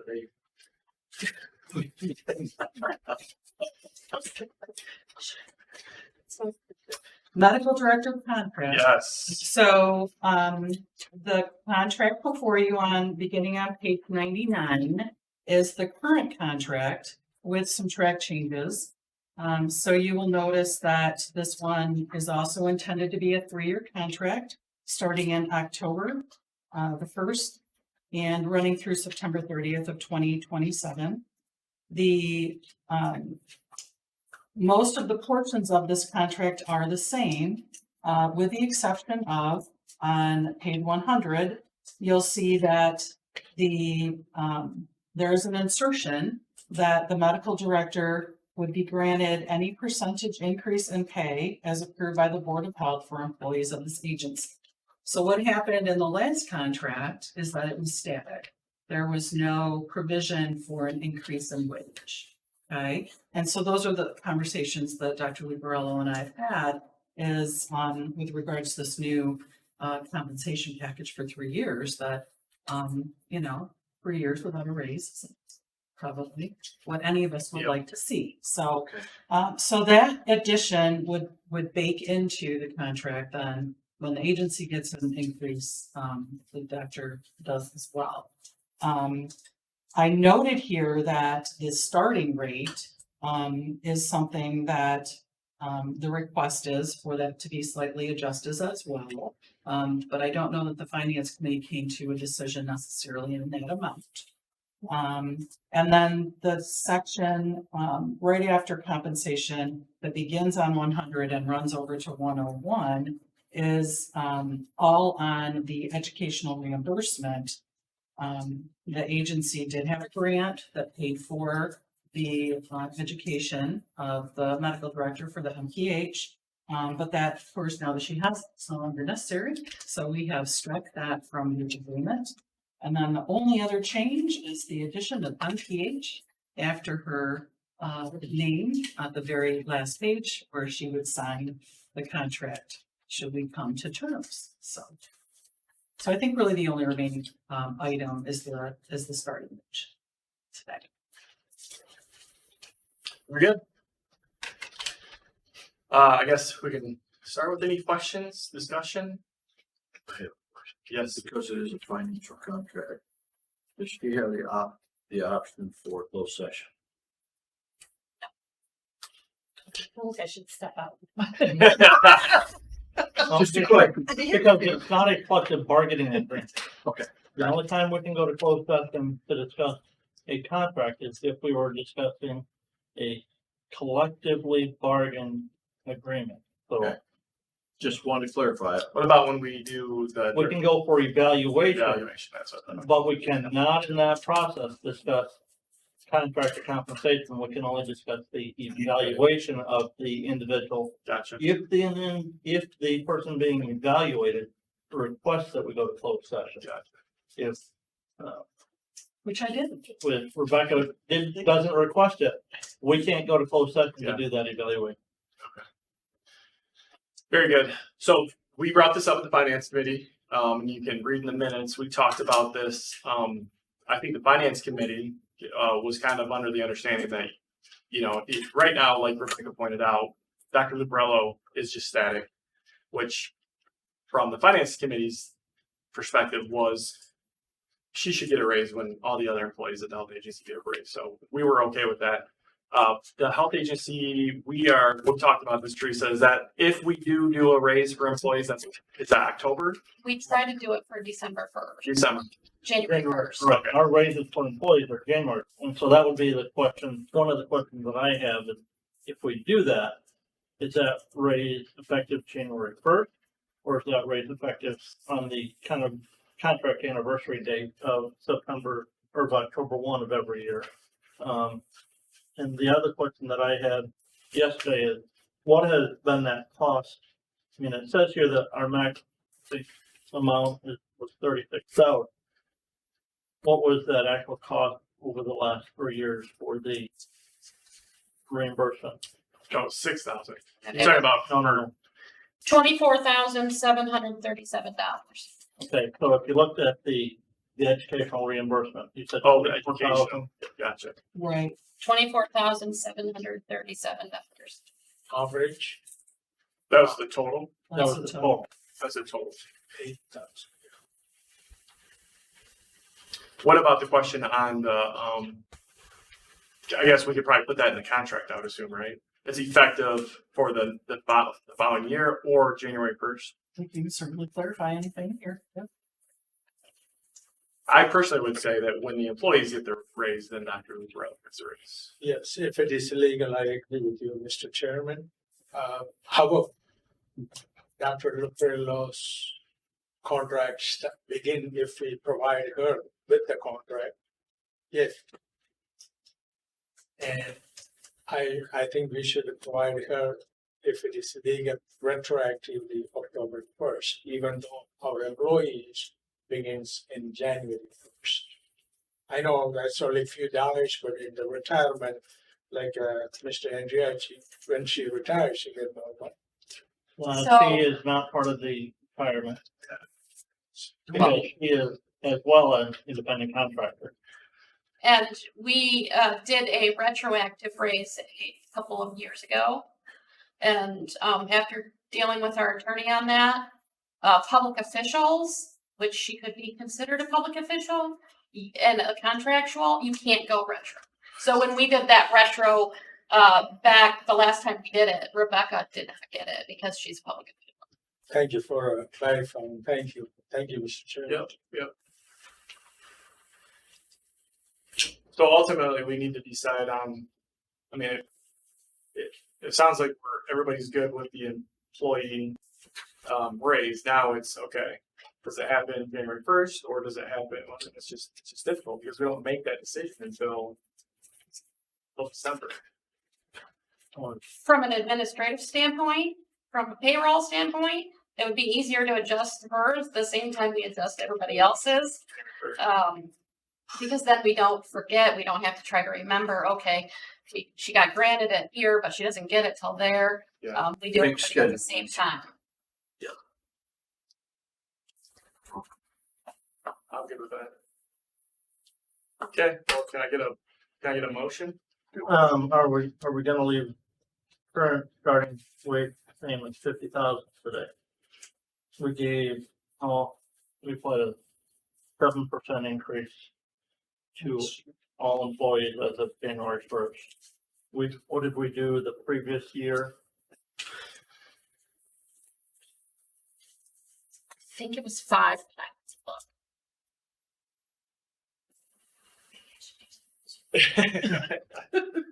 So you're thinking increase it by 3,500? Well, and this is where, to me, I guess, I would be of the opposite view that I think that for contract is October 1 to September 30. You know, to me, on a contract, you don't change that wage midway through the contract. You leave any wage change on that to be October 1. It's just difficult because then are we gonna review that annually instead of every 3 years?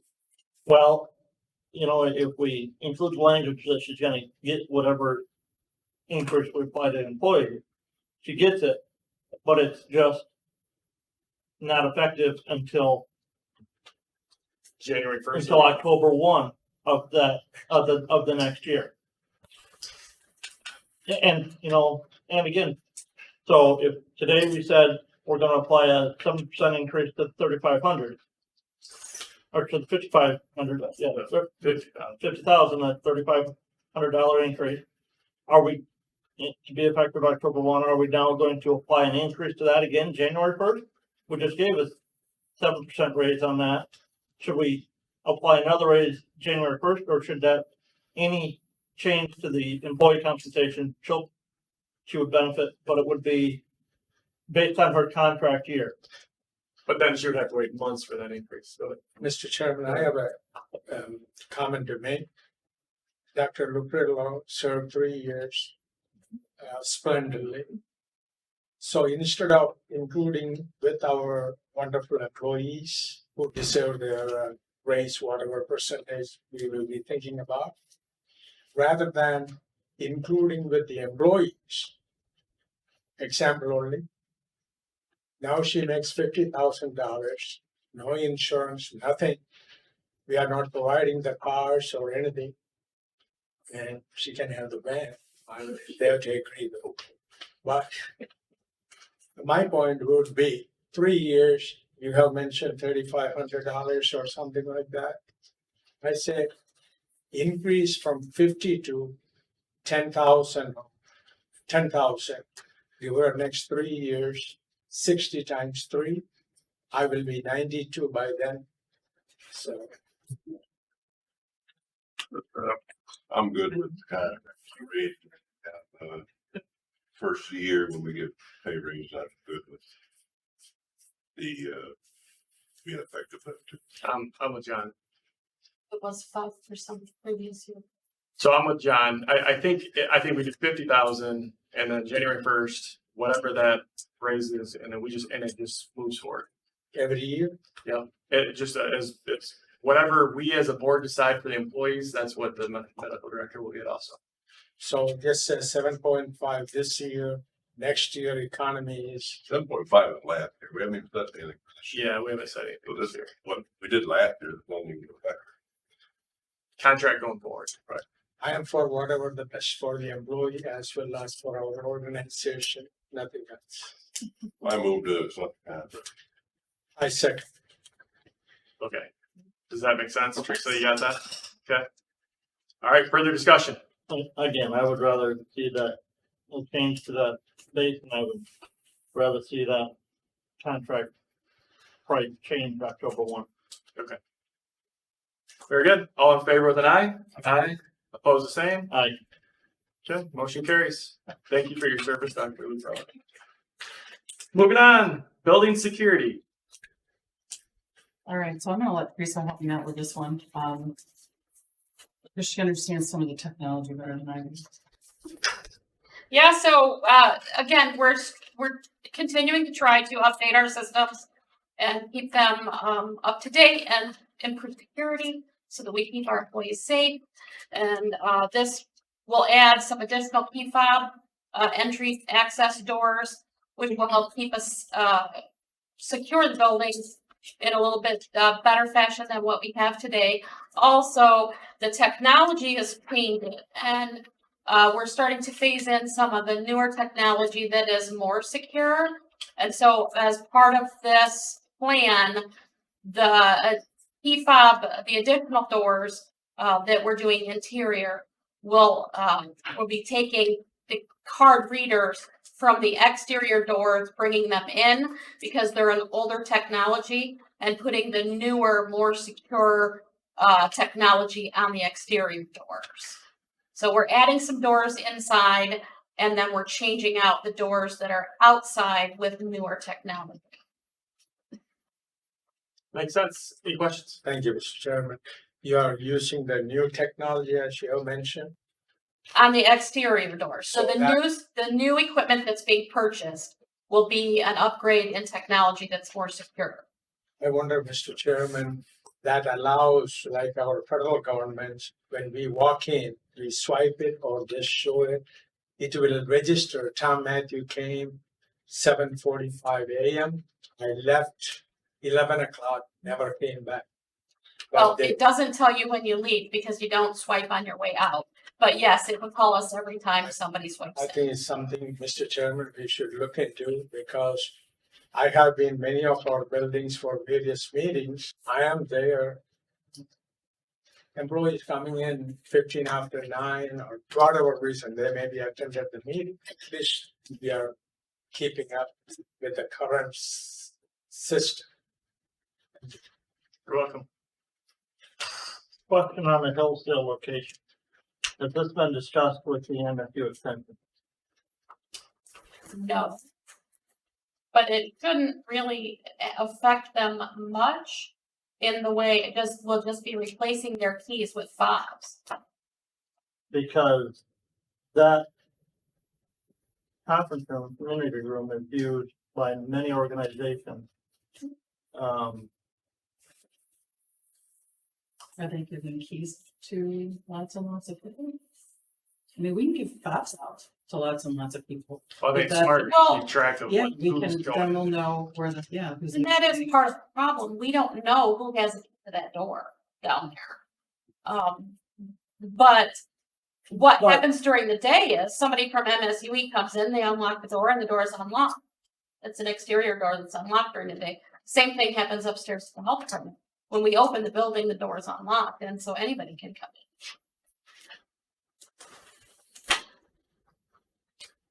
I guess.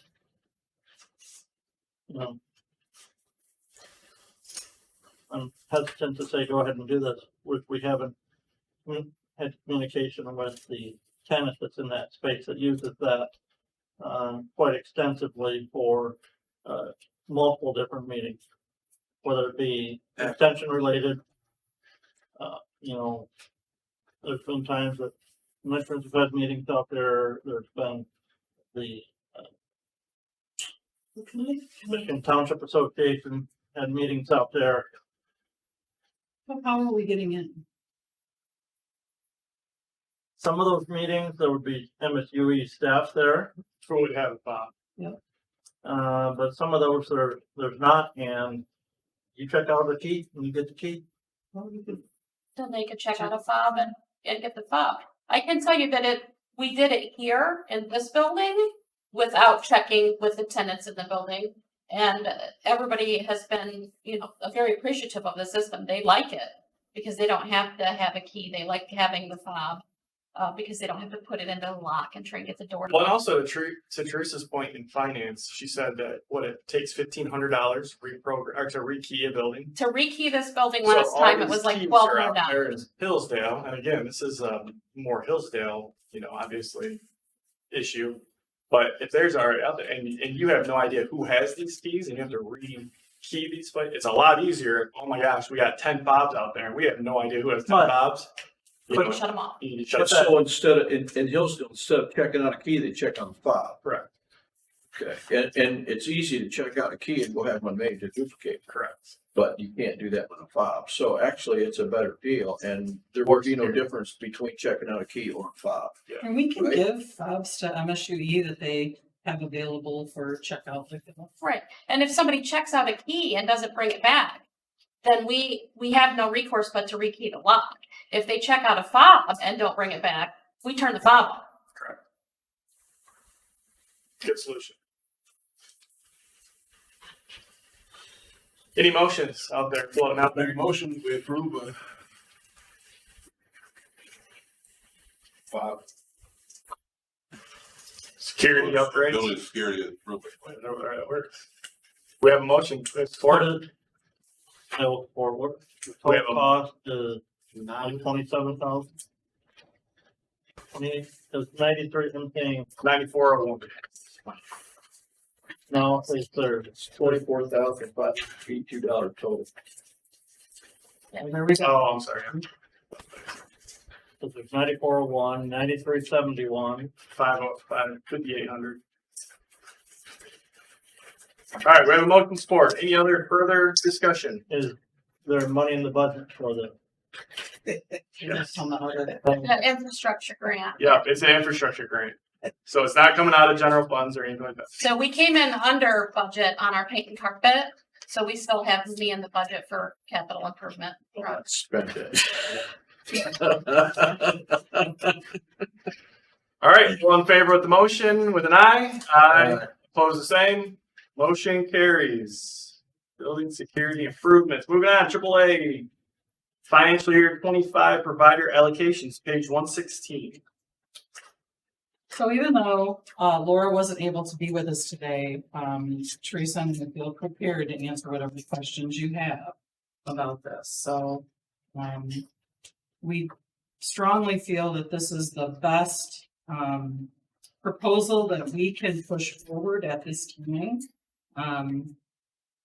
We are cautious about overextending to our providers.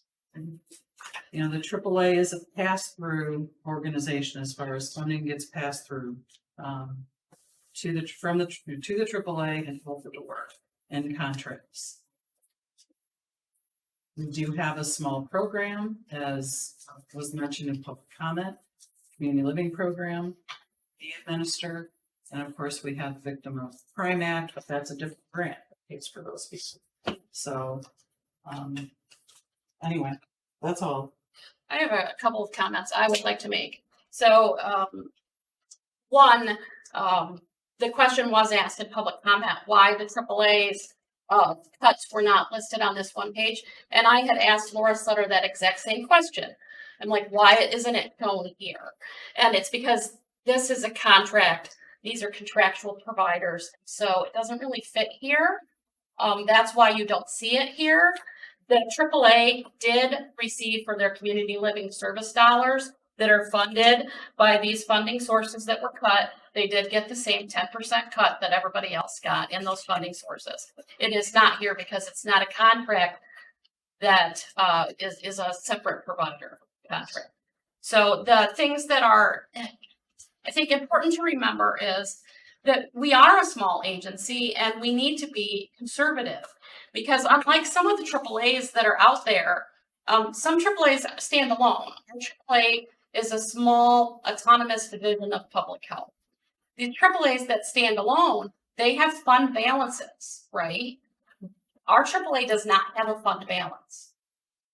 It is a complete pass-through entity. There is no fund balance. So if we overextend, we're overextending with public health money, because they don't have a big bucket of fund balance to help them through, because it is such a small agency and their funding has been pretty stagnant as far as the contributions that they get from the counties. Now, we did get a small increase from St. Joseph County this current year, and we got that same increase from Branch County this couple of years ago.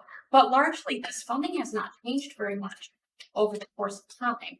And we can't afford to put money back because it is most of it, the money that we get is service dollars, which are passed through, which we pass through to the agencies that we contract with. Do we hold back any of that money for those service contracts? Do we capture any of that for operation of the area and agent? So there is administrative dollars. So there's administrative dollars and service dollars. The service dollars are what we would put out to providers. And we also use service dollars in our community living program. Okay. The administrative portion for AAA is taken out of service. I think it's a separate line, but it's a percentage based on the amount of service dollars that they're on. Do you know what that percentage is? I do not. But this is not necessarily a cut it is a holdback. It's a 10% holdback. And then once we figure out what the, it's a volatile political situation. And once we know, we may very well just say, okay, here you go. You're going to get the rest of this money. It's a holdback because we just are so unsure. But that with could the be political June, climate. right, of next year? It could be. Yeah, we just What don't if know. we didn't do the 10% holdback, but the providers that wanted to understand or maybe it, so they get last year's budget. So what would happen was they bill us generally 1/12 of the grant amount. So they would bill us 1/12, 1/12, 1/12. And then if we got a cut, it's possible that they would owe us money back. And one vendor did owe us money back. And if you're an entity that's pretty flush, like most of I think both of the COAs are pretty flush. They get a lot of millage dollars and, they don't have real tight budgets. In certain areas. Now, other areas, they may have very tight budgets, but they have a pretty flush cash flow. That's not a problem to probably pay back money for them, but some of the other vendors aren't quite in that situation. So having to pay back might be a hardship for them. Go ahead. Thank you, Mr. Chairman. First of all, Mr. Chairman, I want to thank the directors of Branch and St. Joseph coming here and patiently sitting here and listening to all of us. I wish we did that earlier, bring it to so they can go back to and serve food and other services to both counties. We want to thank Director Amy and Director Shelley. Ashley Rep. Thank you for it. Appreciate it. Mr. Chairman, may I ask our Finance Director, Ms. Fisher, is the state told you to cut 10% at this time? I have not had communication with the state. My information comes directly from Laura. Thank you. Secondly, we are assuming that state may ask us to cut. Am I correct? No, this is not state, this is federal government. Federal. Right. Thank you. They are federal dollars. And I know Laura has had communication with the State Bureau, and they are supportive of the holdback, it's my understanding. But no, it's not a requirement. They haven't told us we have to do it. Thank you. Mr. Chairman, may I continue? I have a few questions. If you look at page 116 of our package, first of all, I'm going to address St. Joseph County because a little far away, so Ashley can go home and take care of them. Here, congregate meals and home delivered meals. Those are very, very, very important function of the community. Always we had a great demand. We are going to remove congregate meals from St. Joseph County alone. We budgeted 2023-24, $80,877. That is line 25 I'm sharing with you. Going to decrease $64,824. That means we are going to take the food out of the citizens, $16,053. That is absolutely terrible if it happens. Home delivered meals, Mr. Chairman. Yep. $2,412 we budgeted for 23-24. We are going to, if it happens, I pray it never happens, $176,094. That means $27,963 less. So St. Joseph County, if we plan accordingly, it will be $44,016. Mr. Chairman, in Branch County, line 6 of page 116, we have budgeted $43,264 for congregate meals. we are thinking about $38,990. That means we are going to take the food from the people's mouth, $4,274. The page 116 of item number 10, home delivered meals in Branch County. We were blessed to give them $163,042 for 23-24 fiscal year. Now we are thinking about giving $135,000 and $476. That means $27,566 we are going to take away from well-deserved, mostly seniors, the food.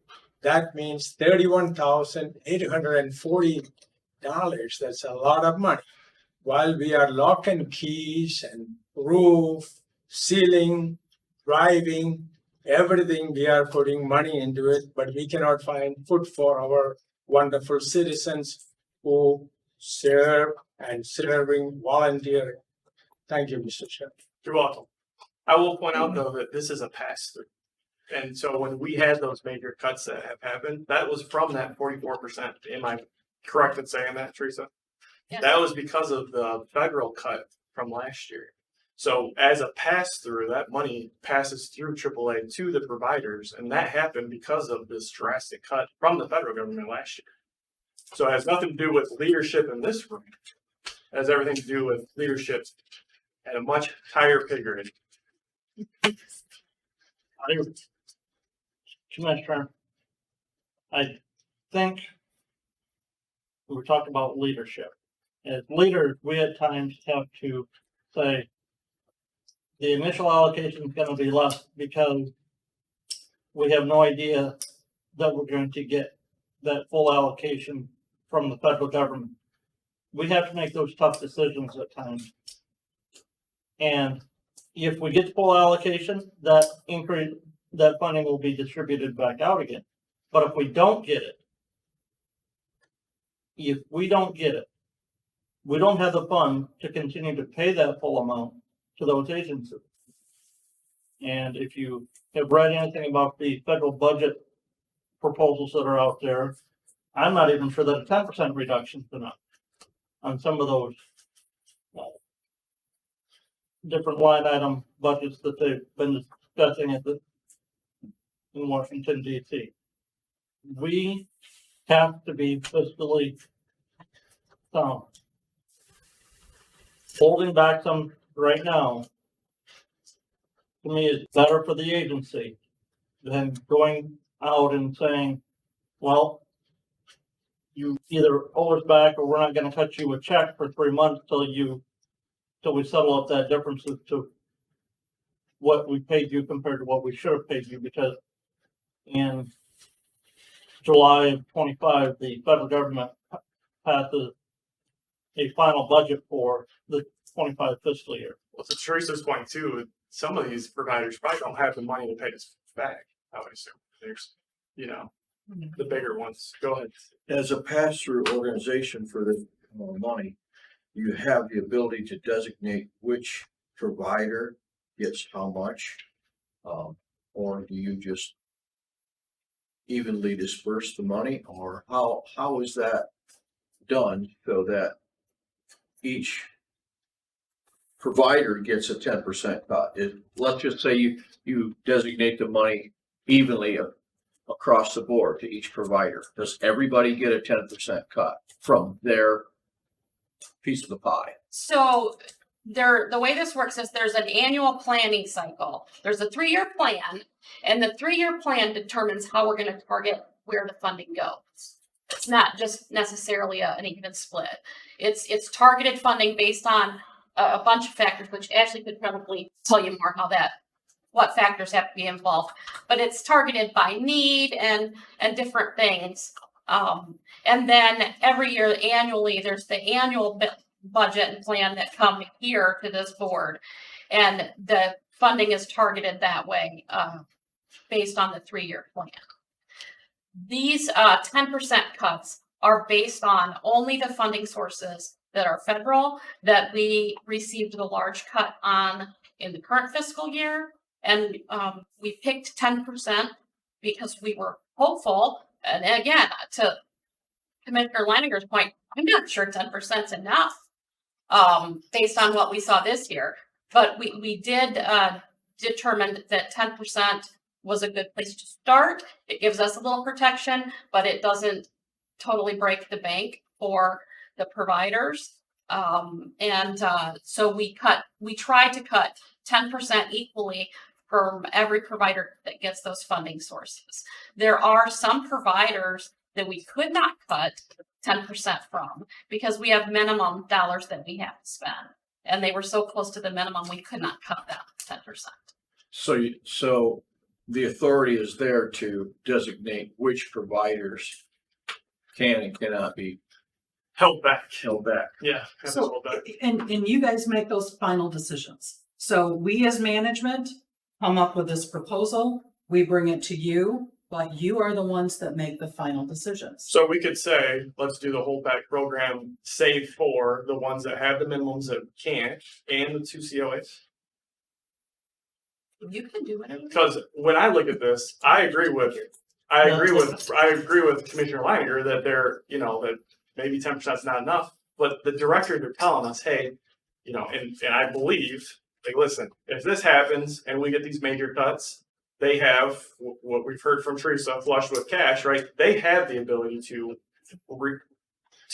make us whole. Where maybe some of these other smaller ones don't have it to make us whole. Okay, that's my perception, and I'm not in the day-to-day trenches, so I wouldn't want to speak to them. Yeah, I think they probably could. They could make us whole, right? So my concern is back to what Commissioner Mathis has suggested here. Congregate meals and home delivered meals, to me, are a priority thing where friendly reassurance is showing me here that there's $1,680 was for 2023, and then we're going to go to $1,512 for 24-25. What is friendly reassurance, and could that money be shuffled back over into congregate meals? So my question is how do we determine what's the priority here, and what provider is doing this service where that money could be used for congregate meals or home delivery? So what I would really like to see is what's the priority here for each service from the providers. So the funding sources, if we go back to page 71, Laura outlines, that is a great county. She indicates the funding categories that were cut were Title 3B, 3C1, 3C2, NSIP, 3D, 3E, state respite. So the funds come in based on these different, help me Ashley, these different titles. There, and it's very specific what those dollars can be spent on. So while we would love to be able to say, sure, if you're not spending this pot of money, spend it over here. There are strict guidelines that we can work. So I did the whole thing. Laura did include the matrix. So you can see on the matrix exactly what can be funded by what fund sources. So there are dollars specific to congregate meals, home delivered meals, respite, and the whole conglomerate of services. And it's especially the federal dollars, they're very specific in what those things spent on. And then, I'm sorry, just to Teresa's point, when funding comes to us, I mentioned the formula that we were changing for the ombudsman. We also have a formula for all of the funding. So each AAA gets a certain amount of that money based on its census data. I wish I had it broken down in front of me, but it's population over 60. There's even a population over, I think, 70 or 80. I don't know. There are a lot of different factors that get distributed throughout based on those dollars. I'll say 3C probably receives the least of everyone, so the dollars are limited. A lot of AAAs have waiver agencies. They have reserves from waiver that they can use. A lot have the AAAs themselves have millages that they can use. So just those are all. So some of those funds can be shifted, is what it really amounts Much to. as it's So we completely understand the necessity of the meal program. Laura is very aware of that and wants to make sure that we get as much meal money in the hands of our meal providers as but she can only do what she has available to her. So as pass-through aid, the money comes here, it carries all these restrictions. And then that doesn't stop here. When the money's passed on, the restrictions are passed on with them. That's what Yes. you're telling me. It wasn't our decision last year to cut meals like we did. That's because of literally the funding from the federal government said, we are cutting this specific program by 40%. It wasn't like it came here and we're like, oh, let's just cut meals by 44%. It was literally, that was what came to. And not all AAA's got a 44% cut. Some got less. We got a really significant cut in 3C. What they're calling based on demographics. So. Yeah, I mean, some only got, I don't know, 30. That's right, but you know, a 30% cut, where we got a 44% cut at 3C. So, My time is running out. As Mr. Chairman already mentioned earlier, I will be leaving shortly. I would like to suggest to my fellow commissioners is that we go by and advise our gracious providers that 23-24 budget as it is, we will provide them. We are only doing the anticipation 10%. When the time comes, we will notify them and say that, hey, the federal government, what DC said, no more money further. They are smart enough to address the issue then, rather than we are taking 10%, and that is 31, 32, that is almost 75,000 combined, both Branch and Hillsdale. So I suggest you, my fellow commissioners, go by the budget 23-24. When the tornado comes, we will notify you. Thank you. So this 23-24 budget, does that reflect the 44% cut that we took? Yes. Does that represent that, or was that, or does that also include the backfill money, the ARPA money that we use to make those allocations whole? That is a good question, and I don't think the answer.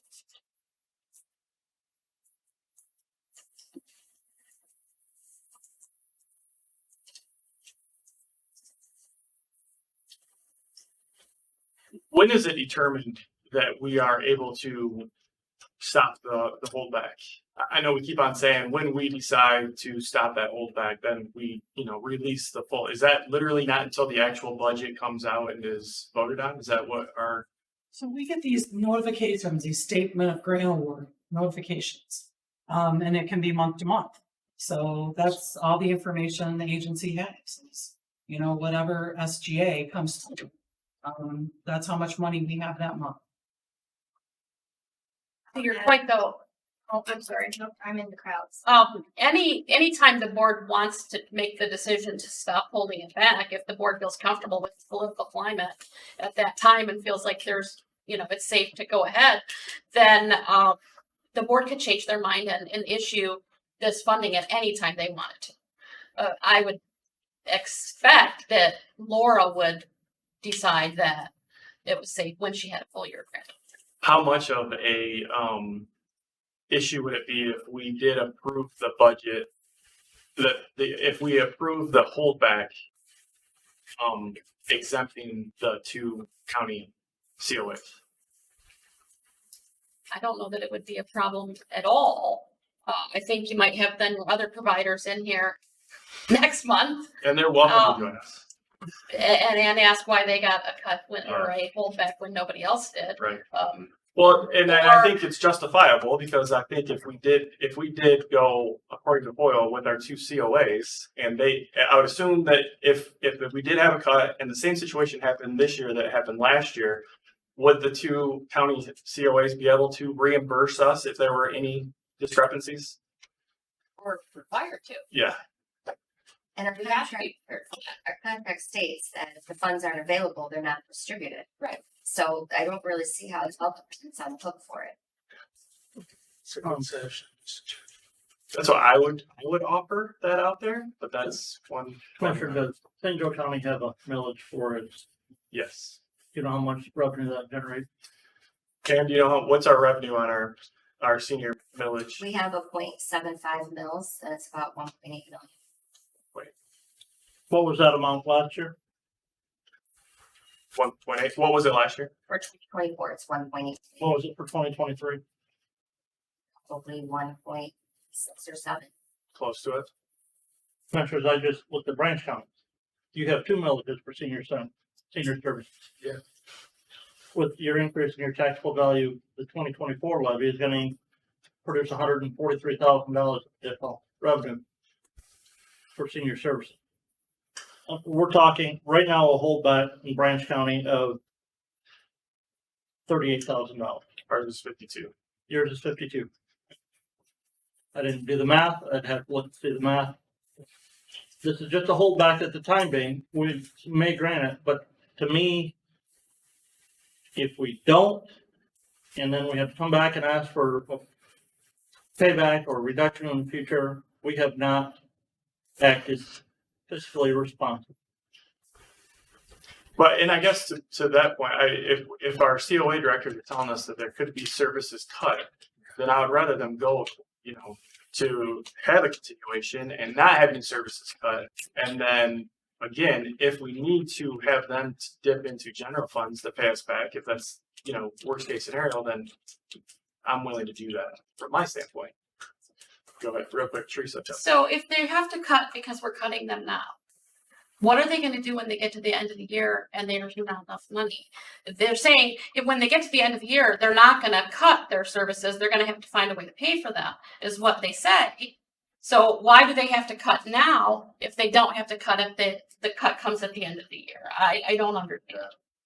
Real quick, Pam, do you want to? That's not necessarily true. If it got to that situation, I would be looking at whether or not I have to cut. So, you know, if we have until, let's say it doesn't pass again until June, and we have to pay money back, then we have to pay money back, and I'm gonna have to cut something else in order to make that happen. Going forward. Like, right, like, it's, you know, we're not flush with money. You know, we're fortunate we have a millage, but there's lots of other things that do than just the services provided that are listed under the grant funding. I'm gonna make a motion that we, 23-24 budget. 24-25. I second, Mr. Chairman. All right, we have a motion and support. Any further discussion? What's the motion, please? So the motion is to do the budget that was presented as a 23-24, 24-25 without the whole. Right now, that is the motion. And obviously, we're gonna need some communication going forward with the agencies that in their office they're here, that there may be cuts coming. So they need to prepare that going forward. At least we're getting the bills and stuff out.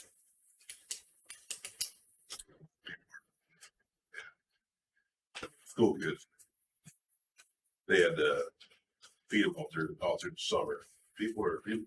I'm tied up. Thank you for that. Any further discussion?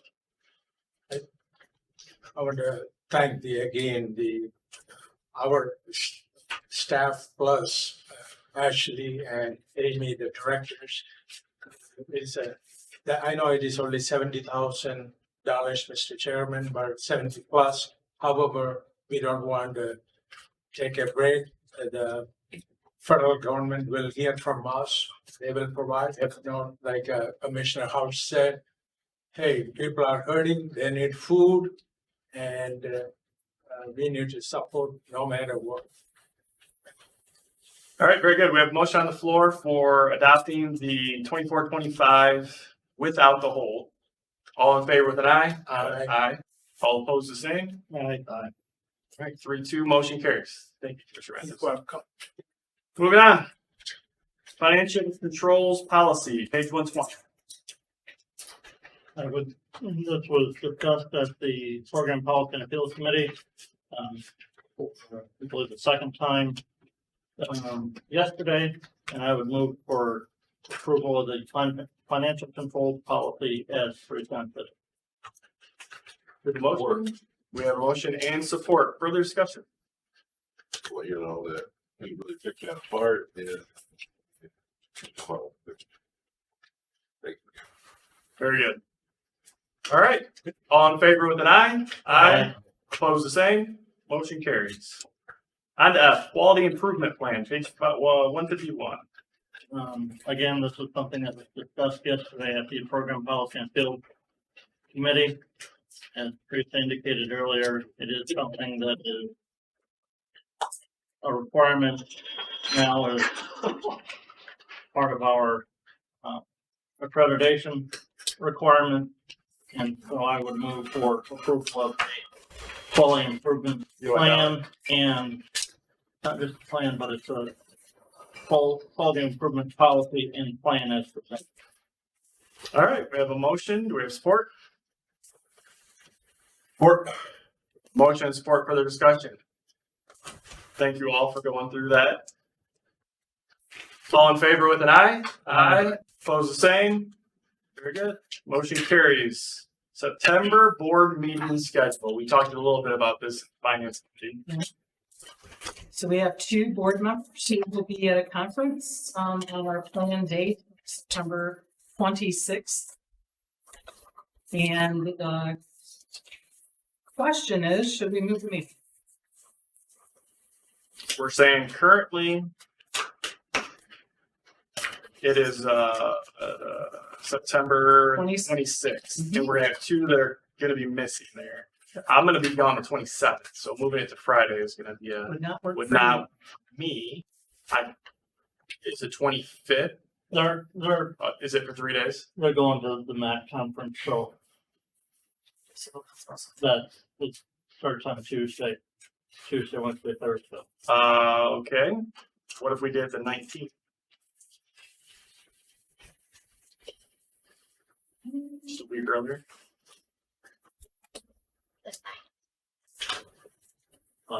Is that Thursday? Yes, sir. Thursday morning. It'd be a week earlier. Pickleball. Good. I'm like, the game of the days. No, we would not have financials at that meeting, and here's the reason. I have a vacation that I scheduled before Renee quit. And so I'm gonna be gone the 4th through the 17th. And I will not have time to turn the financials around and get them to you if you meet on the 19th. Completely understand. That is absolutely. We would have 16 meetings for finance. No, You're not gonna be. No, but I have that covered by others. Jennifer is going to cover the finance committee meeting for me. finance committee meeting. What's the earliest date we could have the financials, Teresa? Not to put you on the spot. Sure.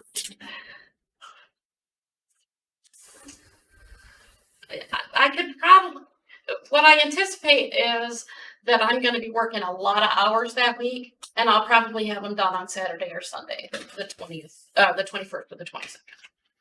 So if we did, you guys go to the MAC conference when? Tuesday? Tuesday, Wednesday, Thursday. So if we did Monday, No, I mean, that is also kind of fair week, and that week. you're killing me small. The only You thing, could do it the only thing 27th. that week that works is Thursday.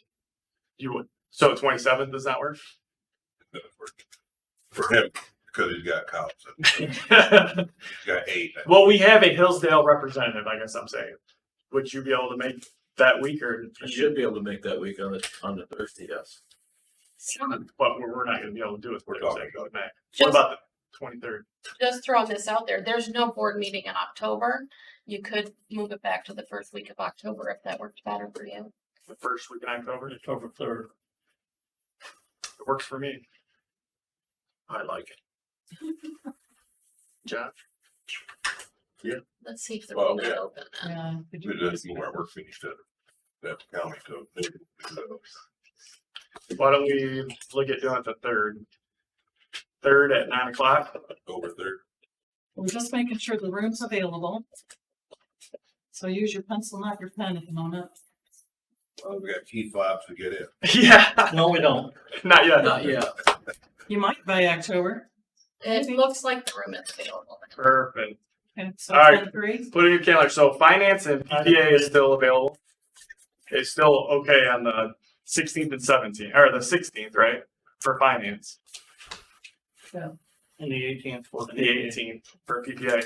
And then we'll have our board meeting on October 3rd at 9 a.m. I was moved to change the regularly scheduled Board of Health meeting from September 6th to 26th to October 3rd, 2024. Little education center that they go with that. We have a motion and support from Hillsdale. Would Branch and St. Joe want to jump in here? All in favor with an eye? Aye. Aye. Opposed the same? Motion carries. You're gonna miss me and Paul, but. all right. Yeah. That's it. You can come in if you like. You'll be in public Hey, if comment. you had donuts again, so what? He's gonna be coughing. All right, last but not least, we'll do item 10, public comment. Any other public comments? We appreciate you all for taking the time for being here. It's a long meeting, but we do appreciate it. Ms. Ashley, we appreciate you making the drive over, so phenomenal. On to adjournment. Move to adjourn. Support, all in favor, aye? Aye. Motion carries.